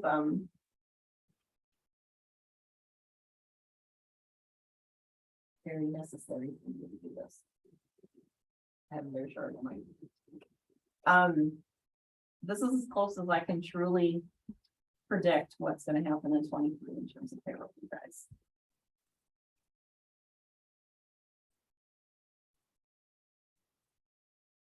It's a fairly large chunk of her budget, but it tracks with what we've been doing for the last 2 years. And we're at a full year of using the model of payroll that we set out to use this year. At this point in time. We've been open a full year with all 3 departments open now. Since last year. But it was a good thing that we looked at this halfway through the year because, Completely agree. because they were, I completely agree. it was waiting people on all the time. I agree with everything that we dug into. The reasons for it all. I mean, the personnel committee went through this in more than one way. And I still hold true that what this is gonna estimate for next year is gonna be right.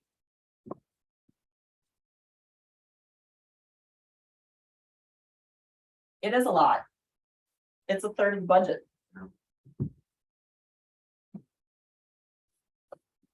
And if you look at what we've used so far in terms of expenditures through the 17th of the month, we're at $1.4 million. And I'm estimating 1.5 for next year. That's only 5 more weeks of the year, so it'll probably be right. So you're squeaking it pretty close, aren't you?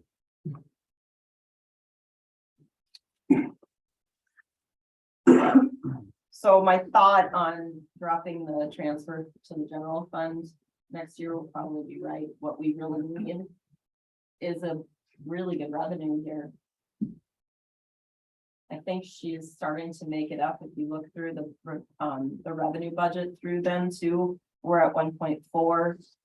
And we budgeted 1.3 and all of 21, we did 1.4. So we've already exceeded 21. And the more folks keep moving here, the area, just our community, like we discussed earlier, Christina, the school district, Right, you're gonna see more and more increase. right. So So I think Shonda's got some much better awareness, being able to take a step back, not just from the payroll, but from an operating standpoint. You know, trying to be a lot more particular in what gets put in off sale, what gets transferred to the on sale. And how the food budget, you know, is looked at. I mean, we still have one of the cheapest places you can grab a burger in. And we are unfortunately one of the only places you can grab a burger at in a lot of the week. So we have that going for us to help the general fund. We did put some money into the repairs and maintenance to buildings for the last AC unit to be replaced next year. when we started the project for the expansion, that was one of the items the city was gonna pay for without the project. And we only got one of them done. Yes, because.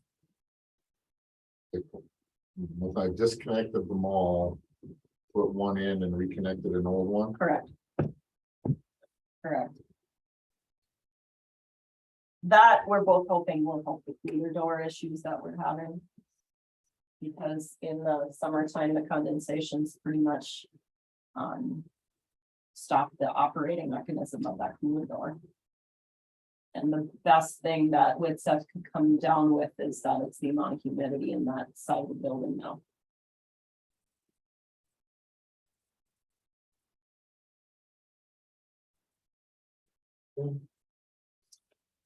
You'll note near the bottom, the obligation interest for the remodel is noted and highlighted in yellow.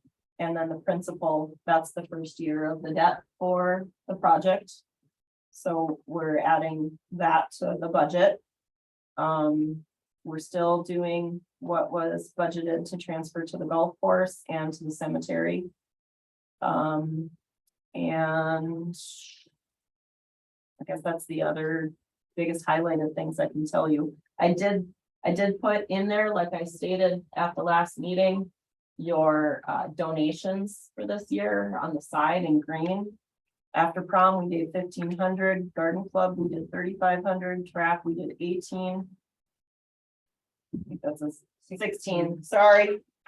Tiny. I know. The chamber's insurance was 622, Toys for Kids was 2,000, History Center insurance was 829 for a total of $10,051. And we only budgeted for 6.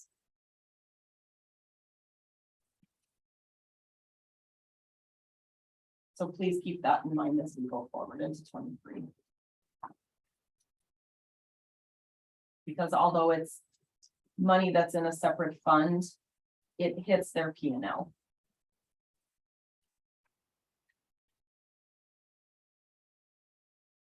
So for 2023, we're budgeting for 6 as well. Okay. Because, Lori, if you take out the garden club number out of there, you're pretty close. you're Yeah. pretty close. Yep. And that was an oddball, you know, we said, yeah, we'll put $3,500 to new planters. And we did. That wasn't something we've done in the past. And that probably can come up. next year. Well, Planters already. be careful what you say, because the year before that, we took money out of that fund and took care of the playgrounds too. Okay. We took care, we did the material and the skirting around both playgrounds out of that money. Okay. That's what that fund's there. I'm not saying it's not. I'm just correcting her, saying, don't. Yeah, no, don't think. Don't hold it to that. Don't think that I ain't gonna hit that fund up yet. But that's Fair enough. what we've done, so Okay. I just want the We whole wanna board stay in to the be aware of that. 6,000 versus the 10. Right, I mean, and we can do that by balancing other things out. We don't have to be as generous as we've been with after prom or trap or, you know, everybody is more than appreciative of these funds. But as more organizations in town become nonprofits and 501c3s, they have more opportunity to go to other entities like Roundup, like the Fire Relief, like Red Lake, Upper Red Lake, and ask for donations, Smaller donations, more. more of them, right? Don't put all your eggs in one basket. Any other questions about the liquor store?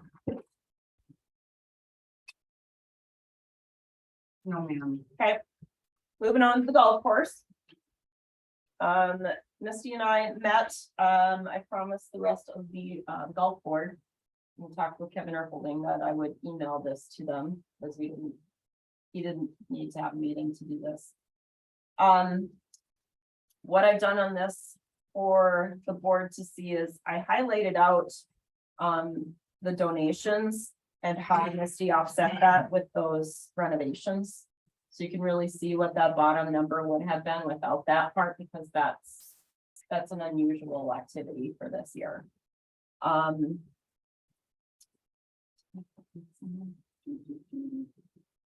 only thing that, we've done differently. Oh boy, hang on, yes.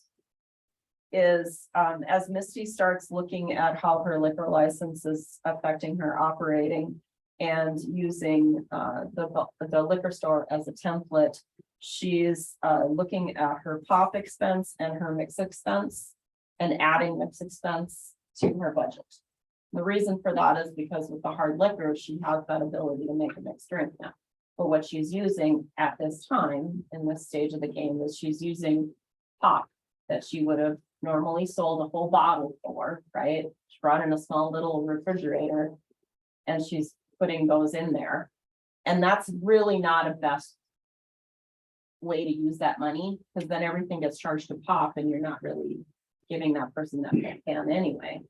So, I've told her to consider that right now, what she has out at the golf courses, Nye Bottling has given her a mini bar with a CO2 container and like 4 different, pop syrups on a can, on a gun.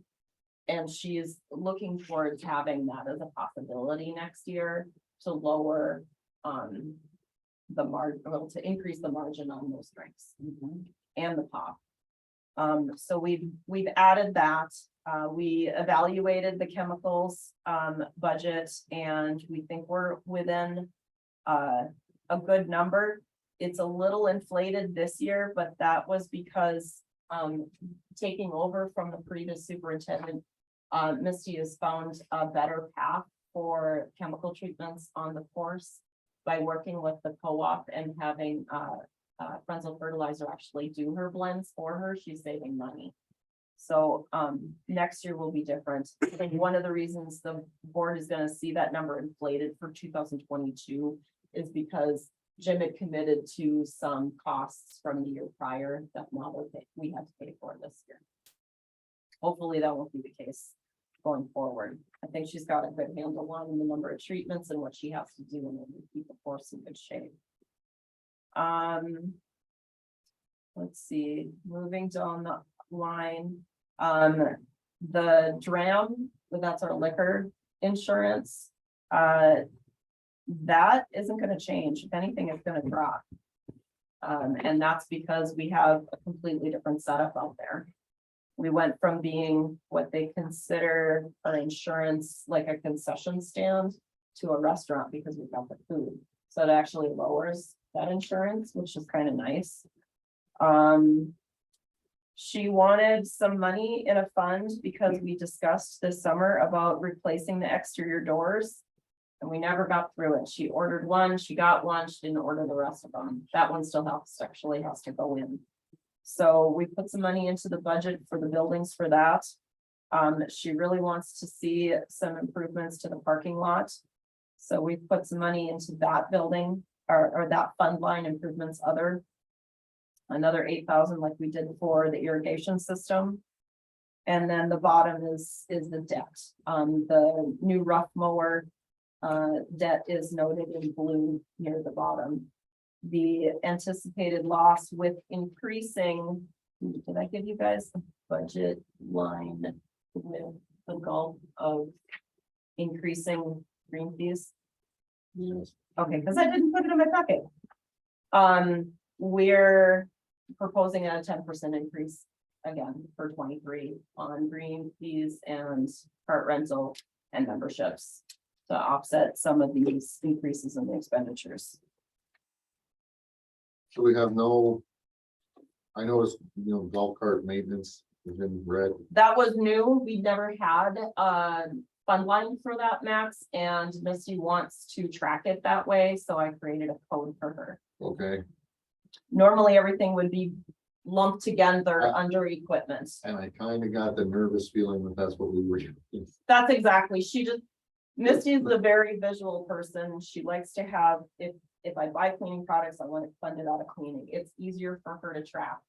And some of the other departments heads are okay with having it all under operating because they've been doing it so many years, they're used to it.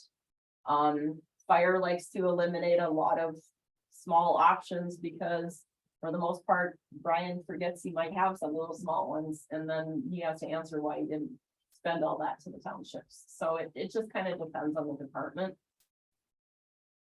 I would be that way. Yeah. It's just, it's how she wants to cleanly see her budget.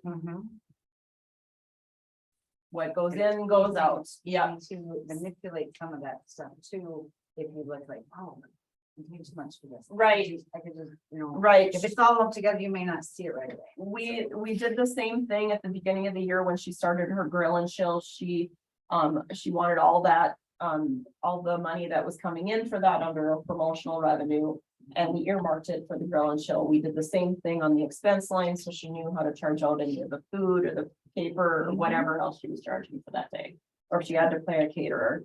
That way she can really clearly see if it's producing anything for her. I think it's great. This year's a little bit easier for her because she's already been through one budget year of really trying to see cleanly where the money is going. But overall, it still looks like an anticipated loss again. So I highlighted that in orange on the expenses. So, I have a question. Yep, So. If you cut down on putting more, all this money. Year after year in there and you show a loss every year, it's where we haven't got any farther ahead than we started with.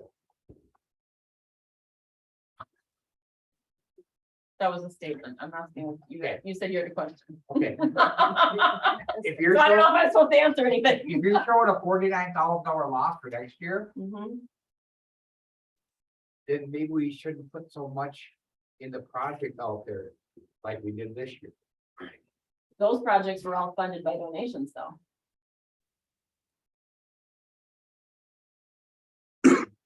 As I highlighted them for you. I see that. But what I'm saying is, if you're gonna show up, if you're already gonna show up a loss. And the year hasn't even started yet. Then you have to go back and look at your budget to see where you. Aren't gonna put money, so you don't have a loss. We already went through this.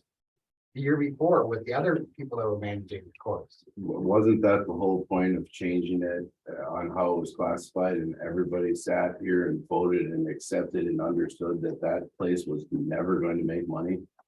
And Or they're if still, it's gonna break even. and we're still be taking money from the liquor fund. So, That's all, on old debt. okay, all the money that is being made out there. Is like she has an open book to spend it. That's not the way you run a business. I don't believe that's the way it should.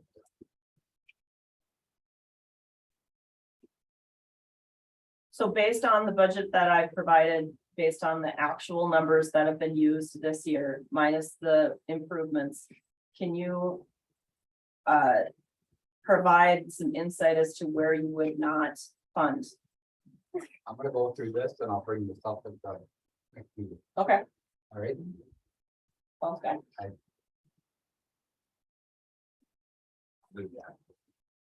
In the meantime, I'll send it to the whole board. And I would encourage your comments as a group.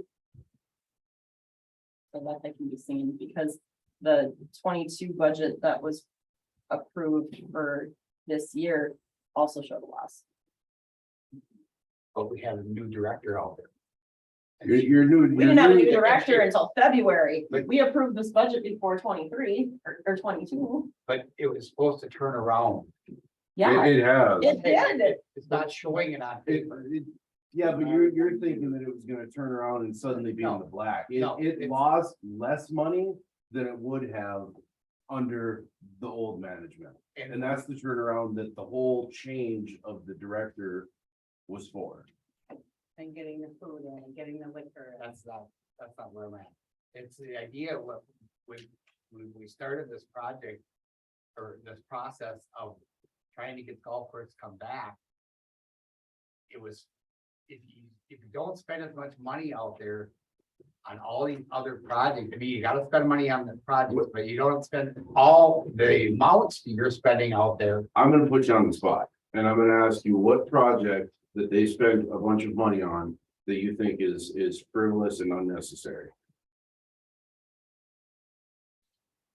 I'll get back to you on that. But, I'm gonna go through this. I'm gonna keep you on the spot. Yeah, that's fine. I hope that you don't take offense to it, but if you're gonna bring this up in the way that you are, you obviously have something in your head that you're thinking of. If not, then you brought it up for no reason. No, I brought it up because you don't run a business where you keep on losing and you already projected. to lose Everybody $50,000. understands that, Don, but that was the whole point. Like I said, you guys all sat here and voted on this, knowing that this golf course is not making money and it hasn't made money in a long time. And there's no way that in a 6-month span of time that it can possibly turn around and start generating a bunch of money all of a sudden.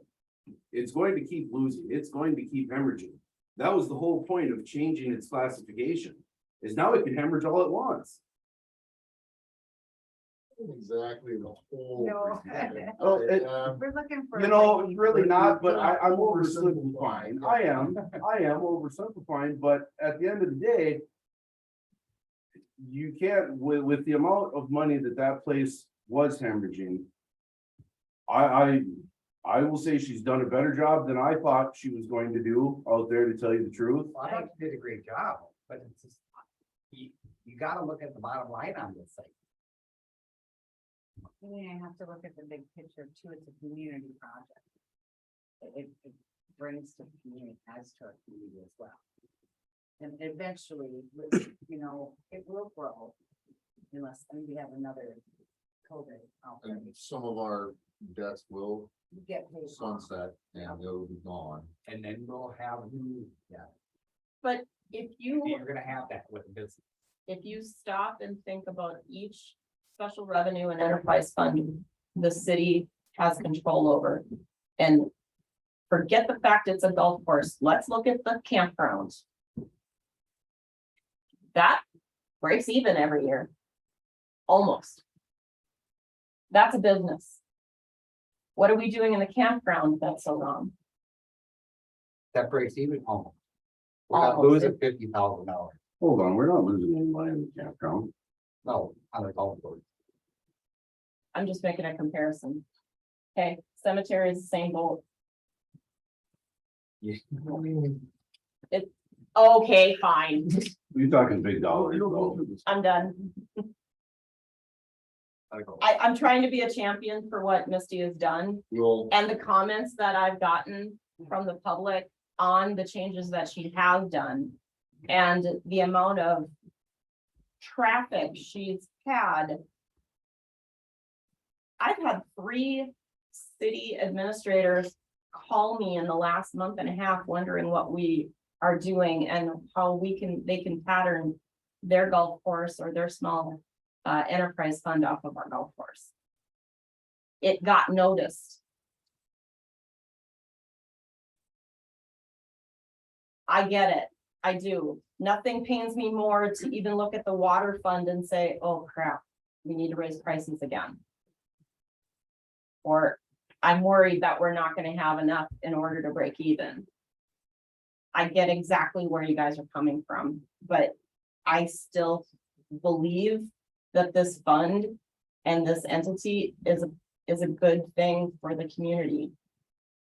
I'm not saying it's not good for the community. I'm not saying that you're not. It's gonna take a while, no matter what. I mean, I've been digging my stuff out for quite some time. It's no different. She's turned it around a lot from what it was. You know, the updates that were done out there were direly needed. You know, it's going to be a while. That's just all there is to it. What we are not taking into account, regardless of numbers, is what has changed. Isn't on paper. It's a culture. It is an atmosphere. It is what the public sees, hears, and experiences that's going to change that fund. Without the changes that we did this past year, it had no future. You cannot, you can put pen to paper all you want, but if you don't have the right staff and the right atmosphere and the right culture in an environment, no one's gonna come to your store. I don't care how cheap your prices are or how great your course looks. We changed that culture this year. And she was in charge of that. It will turn around. Maybe not perfectly, Dawn, maybe not perfectly. So. I just have one more question. So all the money that was brought into that golf course this year, did any of it get put away for another project? Like Mike's you say you put money away for your mower, right? So is any of this money getting set aside for, Appreciated for, yeah, you can pretty much. Okay, so the simple answer to your question is no, but if you look at the debt and what that debt represents, that's basically your depreciation. Right? You got equipment bonds, you got a bond in here for 2 very expensive pieces of equipment that we got in 2016. When that's done, you're gonna have to flip them again. You're gonna end up spending that every year. so we need a new mower out there again. Mhm. So do we put anything away that? No, do we- I already told okay, you we the didn't put answer is nothing no. away for, No. so now in the spring, when we need another mower. We're gonna have to come up with money, cities have to come up with money to buy another mower because of all the money that was made got spent. Like, open checkbook. I can't argue with you anymore. You've seen it. I don't know how to defend this anymore. Okay. Golf course is done.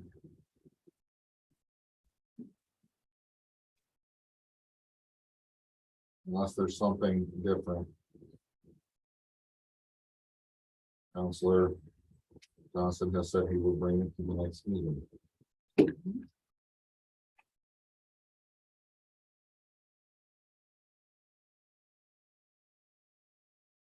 Any other funds, Christina, that you would like us to review this evening? No. I just need a little clarity on what we're bringing to the next meeting for the golf course, so that if I have to involve Misty in this conversation, I have her there.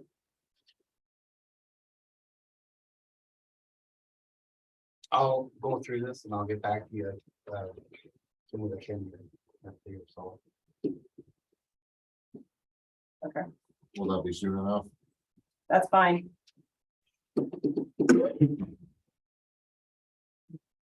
And then we have our sample resolution. This is what I present to you guys for fees and charges for the following year. I have looked at it and the only, I don't see any things that need to be altered. We're not going to change anything with rental licensing, liquor licensing. The Pine Tree Park Campground is going to keep its existing fees that we were already charging. Ordinance violation fees have to stay the same because they're state statute run. And the only thing that would come into question would be if water and sewer rates get reevaluated. So if that's not gonna get improved or changed until the January meeting max, then that would be a conversation in your work session in December.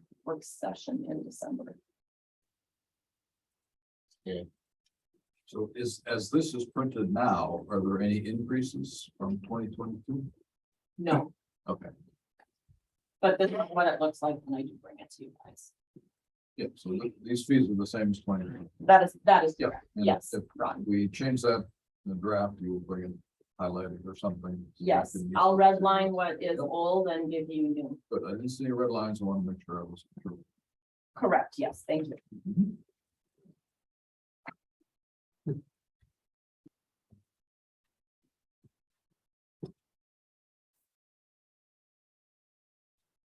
Oh, I know I shouldn't, but,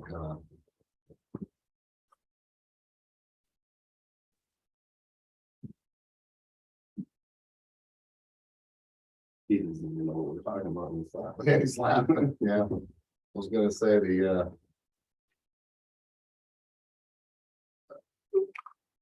nobody wants to do anything with snow removal or snow parking.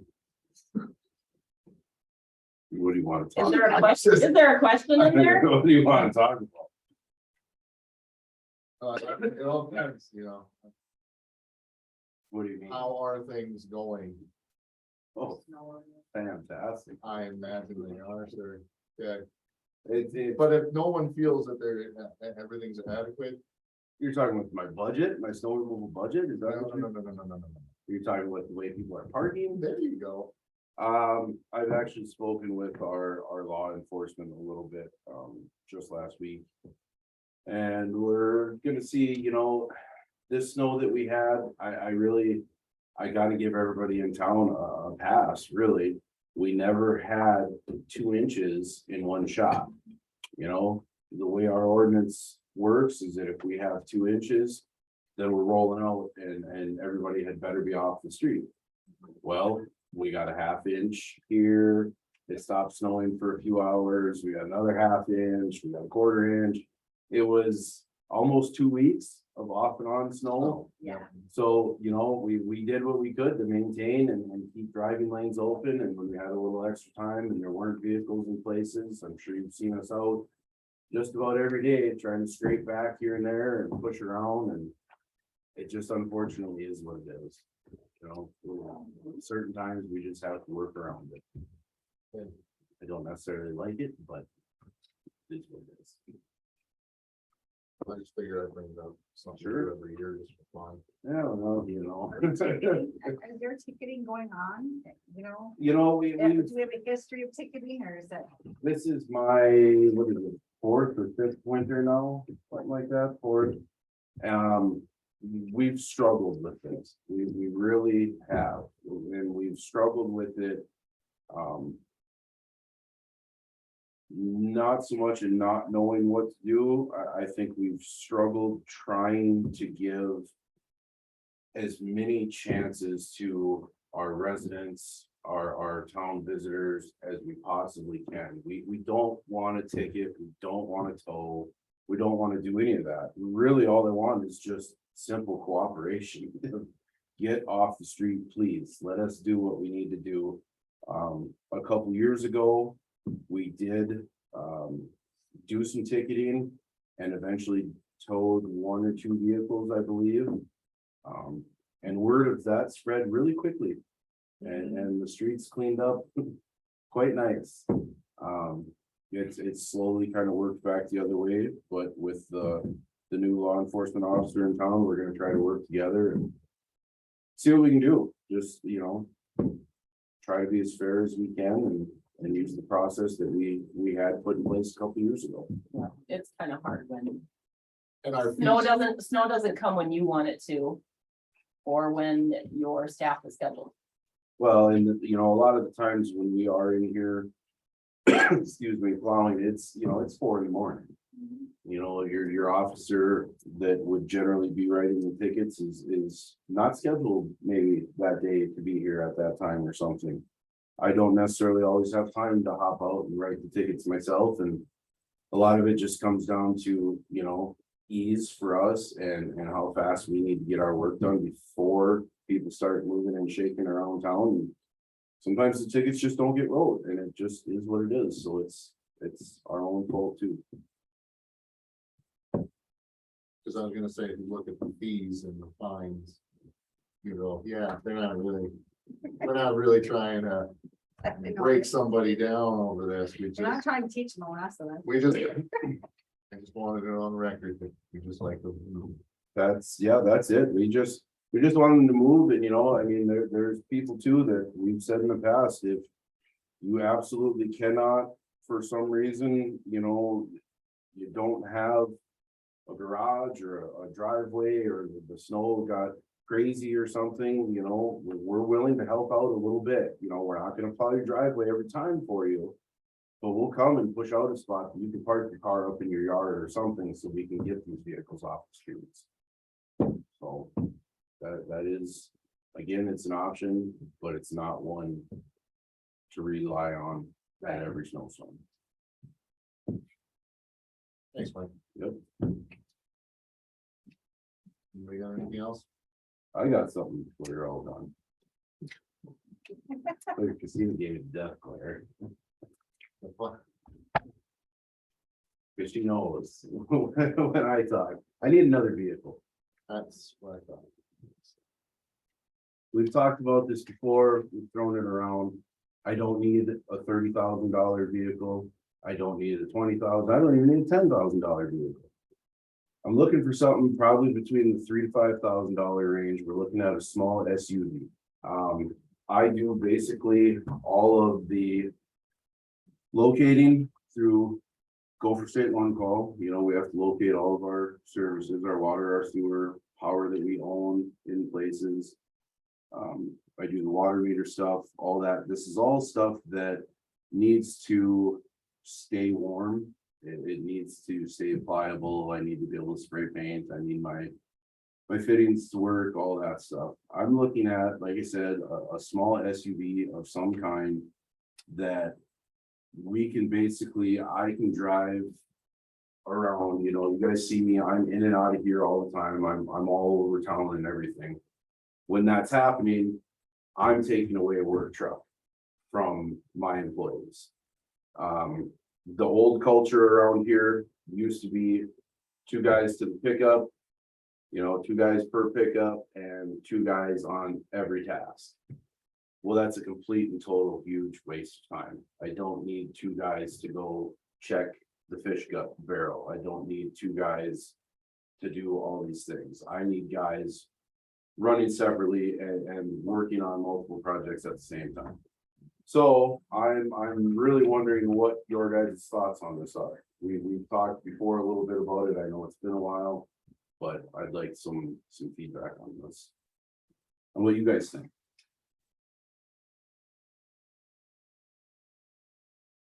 I know I've talked to my staff about it and we would really greatly appreciate it, but we need to talk as a whole, obviously, here. I think I have a few fund lines that I could maybe squeeze and squeak the money out of since we're coming towards the end of the year here. You know, granted, those lines, the money may be there, but those budgets may already be out of whack due to, you know, I know one of the main things that really killed us this year was diesel prices. Every piece of equipment that we have runs on diesel, and that fuel was a lot higher this year than it's been. My fuel budget all around was gone at the end of October. So all of November and December, I'm running outside of my fuel parameters. But I think there's some money there that I can squeeze around, and I just need to know if this council's okay with that or what everybody's thinking. What do you have? Have you looked at something and you have a number and you just. I know that there's a few of them, just, you know, off of this one here. This would be in my water budget. Repairs. No, I'm not, have you have? a vehicle Oh, that- you know, yes, I have been looking for some time. We're really looking at probably like a early 2000s or so, Chevy Trailblazer, GMC Envoy, something along those lines. I've been able to find a fair amount of them. You know, they're a little bit higher mileage, but next to no rust. You know, they're a 4-door hatchback type of vehicle where the seat, you know, the rear seat lays down. So we're able to actually, in that vehicle, then that would be heated all the time. Build out the box for the locator, for the sonar equipment, for the paint, for, you know, the gaskets, everything, tools, everything that would need to be in there. And I've, like I said, I've looked at those and I've found, you know, anywhere from 3,500 to 5,000 seems to be about the range where I could get something with roughly 180,000 miles or so on it, but it's generally rust free for the most part, you know, 90% or so, runs, drives, decent tires, all that kind of stuff. Is that a vehicle that can handle being on all the time, like all day? Yeah, there's no turbo or anything in it, so Okay. there'd be nothing to, burn out, kind of like the one squad car that we went through for a while there. Yeah, it wouldn't have any problem. In the summertime, obviously, it's not an issue. Right. It's warm enough, no big deal. In the wintertime, I know certain folks around here have given me a license to idle at one point in time. But in all honesty, there are things that need to be maintained, at a certain temperature, and when you're running around back and forth, Mhm. it would be nice to have that, whereas say another cheap pickup or something wouldn't have that capability of Right. actually keeping those items at the right temperature.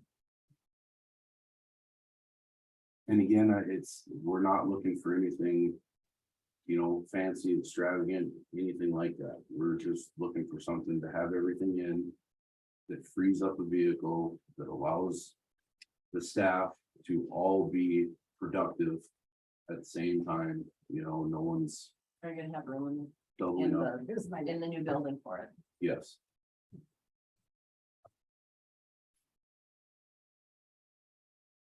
Thoughts?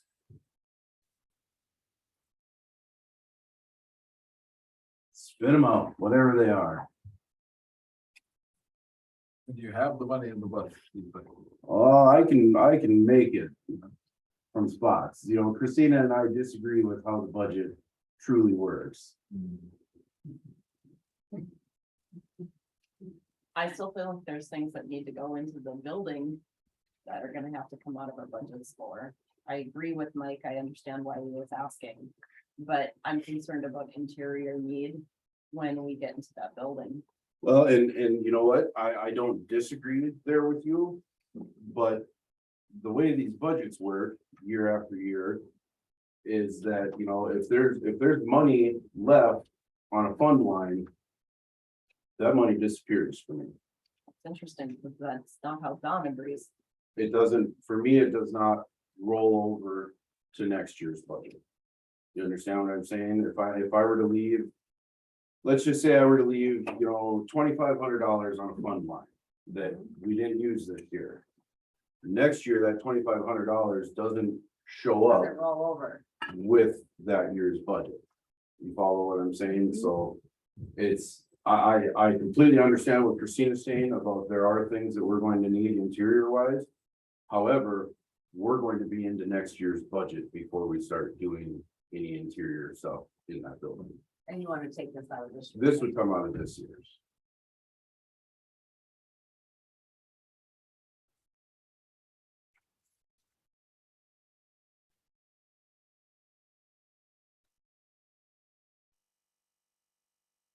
I'm gonna lead off with a no. Max is no. I guess I don't see the need for it.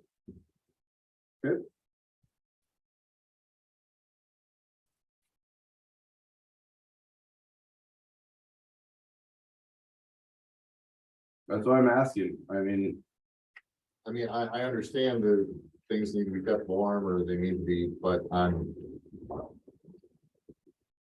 that's what they're gonna be, they'll be warm in that building. right, It's no, gonna I get you. I'm understanding of what you're saying. go- and I understand it's not a large money amount either, but it's still, think that we could do something, if that's truly on the wish list. I think that it's something then it needs to be taken into maybe a little further. Not just let's throw a used truck at it. I drive a Trailblazer, so I'm like. No, I understand, but again, it was, brought up before, nothing ever, there was no traction, there was no feedback, there was no nothing. Yeah, so I'm still with it, I'm just not for it. Okay. Anyone else want to chime in? So bring me up to speed on the one, you leave it idling, you mean, keep the stuff. Pretty much, yep, all just all like, day? Just like a squad car in town. You park it in the building at night, Well, I mean, yeah, obviously to be in the building that night, it's something that, you know, which is, is the building's heated up. oh, yes, so You wouldn't be running it. no, it's not gonna run, you know, Yeah. 24 hours a day. And how often is it being used? This, for- this is what For those, I, for those things that you're keeping warm? so you have to also understand my job here. Mhm. You know, my job here is honestly ridiculous. And how much I jump between every single department in the city and how I, you know, meet needs for every department and the amount of running back and forth that I'm doing, where I don't need to hold a 1-ton work truck with A me. work truck. all you the could be time. Doing, I could be in something quite a bit smaller that I don't need the plow or the sander with me, or I don't, when those things aren't on, then it's a truck that, you know, tools are in the back of big tools and everything else.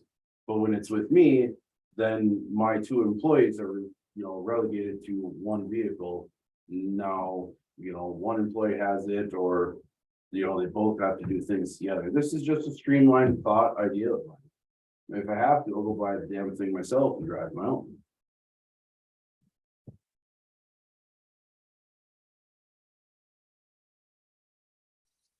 I know where I'm at with it. How often are your other 2 employees in need? All the time. My other 2 employees do not need to sit in a pickup together every day. I don't. I mean, how often is that a? I mean, normally. Often on enough- Any given day, you know, I saw you in a truck today, and I saw Chris in a skid steer, and I saw Ray in a grader. Mm-hmm. Yep. Yep. So- Did you see Ray in the pickup this morning? Did you see Chris in the pickup this afternoon? No, See, I saw you're Ray. you're not gonna see us all the This time, morning. but we're there and we're jumping vehicles. We're jumping equipment. Yes, there's times where, you know what, maybe everybody's in a piece of equipment. But in that thinking, when we come in and we plow snow and every one of us are in a piece of equipment, yes, those trucks are sitting right now. But they're not gonna be when we're done. When we start going out to do other projects again. You can take that either way. so then normally it'd be in a piece of equipment doing that other project. but if you have, okay, so what you were mentioning earlier that right now you're doing 2 people per vehicle. Well, right now, there's 3 of us and we have 2 vehicles. Okay. And you And could like I said, I'm send them I'm out to do bouncing different everywhere. things, correct. Correct. instead of them riding together. There'd doing be, the there'd same be a thing together. pickup for each employee, yep. Especially in the summertime, when I have summer help here, and I have 2 people sitting on the 2 mowers that we have. Then I have 2 guys also that, again, could be doing separate projects. Just. Like you said, here to discuss it, see what everybody thinks. I see value in it. My only concern financially is that in this year's budget, although Mike is right, he has some fund lines that have not been spent. There are fund lines that we did not account for that we have spent that already puts his overall total budget, just water and sewer expenditures at and above what we planned for the year because of the project. That's Winston's fault, not mine. I would don't like that care whose noted. fault it And is, it's just. I don't care whose it is either, It but I would want have- it noted that it's not my department. It would That have is been not our it fault. would have been our outright expectation to spend X amount out of our cash flows for the project at one point, whether it was this year or next year. We had construction services that we paid out of all of the budgets, police included, that we did not account for in this year's budget, that threw all the rest of the budgets off. I mean, just the general fund alone. Hate to say it, but we're benefiting not having a full-time police chief. Because all that payroll we're not spending is making the general fund not overspent. because of what we had to do for the street and the police budget in order to get the project to where it's at right now. But we still want to put, you know, our appliances in the break rooms, and he needs a desk and conference tables and those types of things to move in from, you know, sitting on 5-gallon buckets for a break room. And I want to see everything get done so that we can be proud of this project. The only way we could really make this cash flow is to pull it out of reserves. And not the water and sewer budget, because if we pull too much out of what your cash balances are right now, we may end up in the same boat we were at for the winter storm. I'm sorry, Christine, I have to completely and totally disagree with you. That's fine. I mean, you're talking appliances and this, that, and the next thing that we're not even looking at putting in until next year. That doesn't affect this year's budget whatsoever.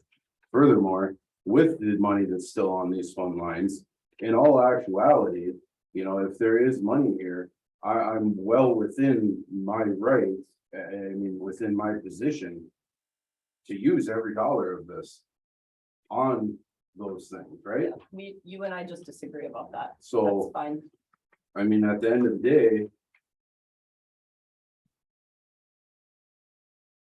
you know, if there's $3,000 there and okay, we can't use it for this, we can't use it for that, but I can use it for, you know, $3,000 more of fluoride this year.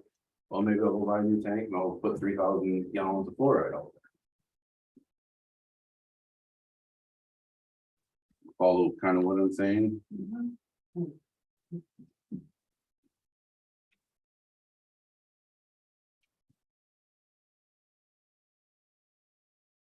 Any feedback from anyone other than Max? I'd say, obviously, you're in your position because you balance your own funds and you know what you're doing. There's money at the end, leftover money at the end of the year. I don't see why you wouldn't be able to do it.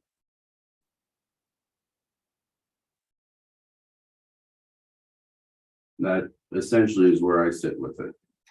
On the fact that if they don't use it, it's lost.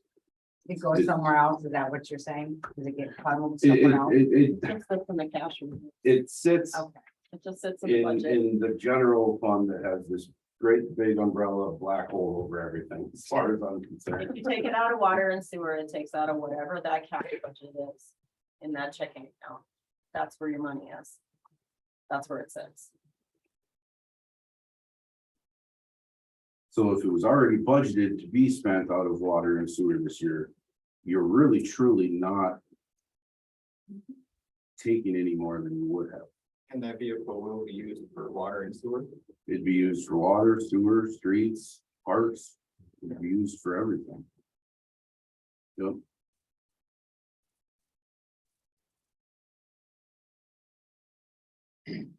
No, it does make a lot of sense. I'm with you on that, because I see you guys in the morning. and A lot of mornings, they're doubled up in the pickup going and checking the pumps. When it only takes one person to do Yeah.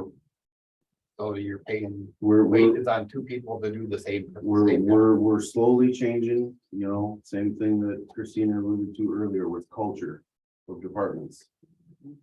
And it's slowly changed over the years that I've been here, and I'm trying to keep it moving that way. This is just one more thing that I believe would help. It's a thought that I had. It's something obviously that I'm pretty adamant about, I guess, but it's something I think personally we need. And I don't think it's, yes, it's a used vehicle, to speak to your point. You know, I know plenty of mechanics. I've got more than enough of them in my family that can help me look something over, you know, so that nothing is a lemon. But for what this vehicle is going to be used for, I find it asinine to even think about going and buying something brand new. I don't think that that would be responsible of me or my budget or my department. So we're never gonna buy anything brand new for this certain vehicle, so you know, why not look at something used and in decent condition? Same, bring your formal ask to the fifth meeting. Get them to really tell you, yes. Well, that's, I just figure, you know, I mean, this is what these work sessions are for. Mhm. If I can talk to you guys right now and we can talk about it and, you know, 3 of the 5 of you say not, for me, not gonna happen for me, well, there's no point in mucking up the whole council meeting. Right, So that's kind of what I'm doing here. and I guess I would agree that it would be something that would be beneficial for you.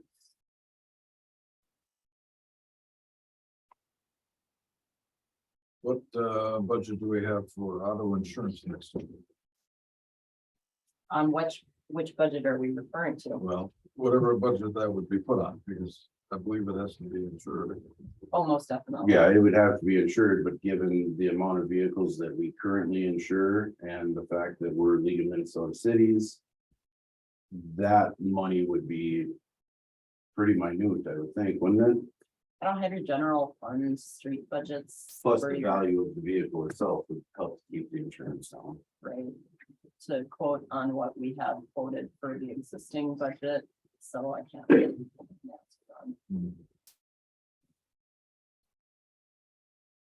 That type of vehicle, you'd be looking at, you know, a liability only really would be all that was necessary with something along those lines, because, you know, you're gonna be looking at literally next to nothing to keep that insured.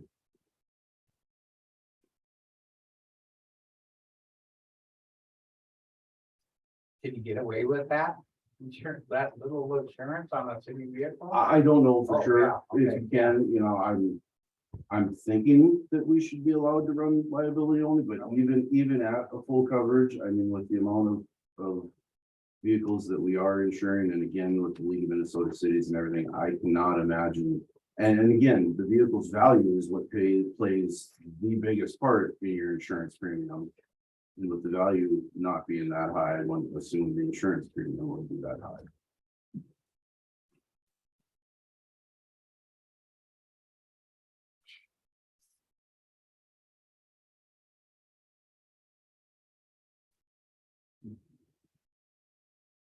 So I guess you're gonna have to bring it to us, Mike. I guess so. I'm not really getting a whole lot here, so So we'll muck up the next council meeting or vote. I guess. Okay. Good enough for me. Good enough for me. See what happens.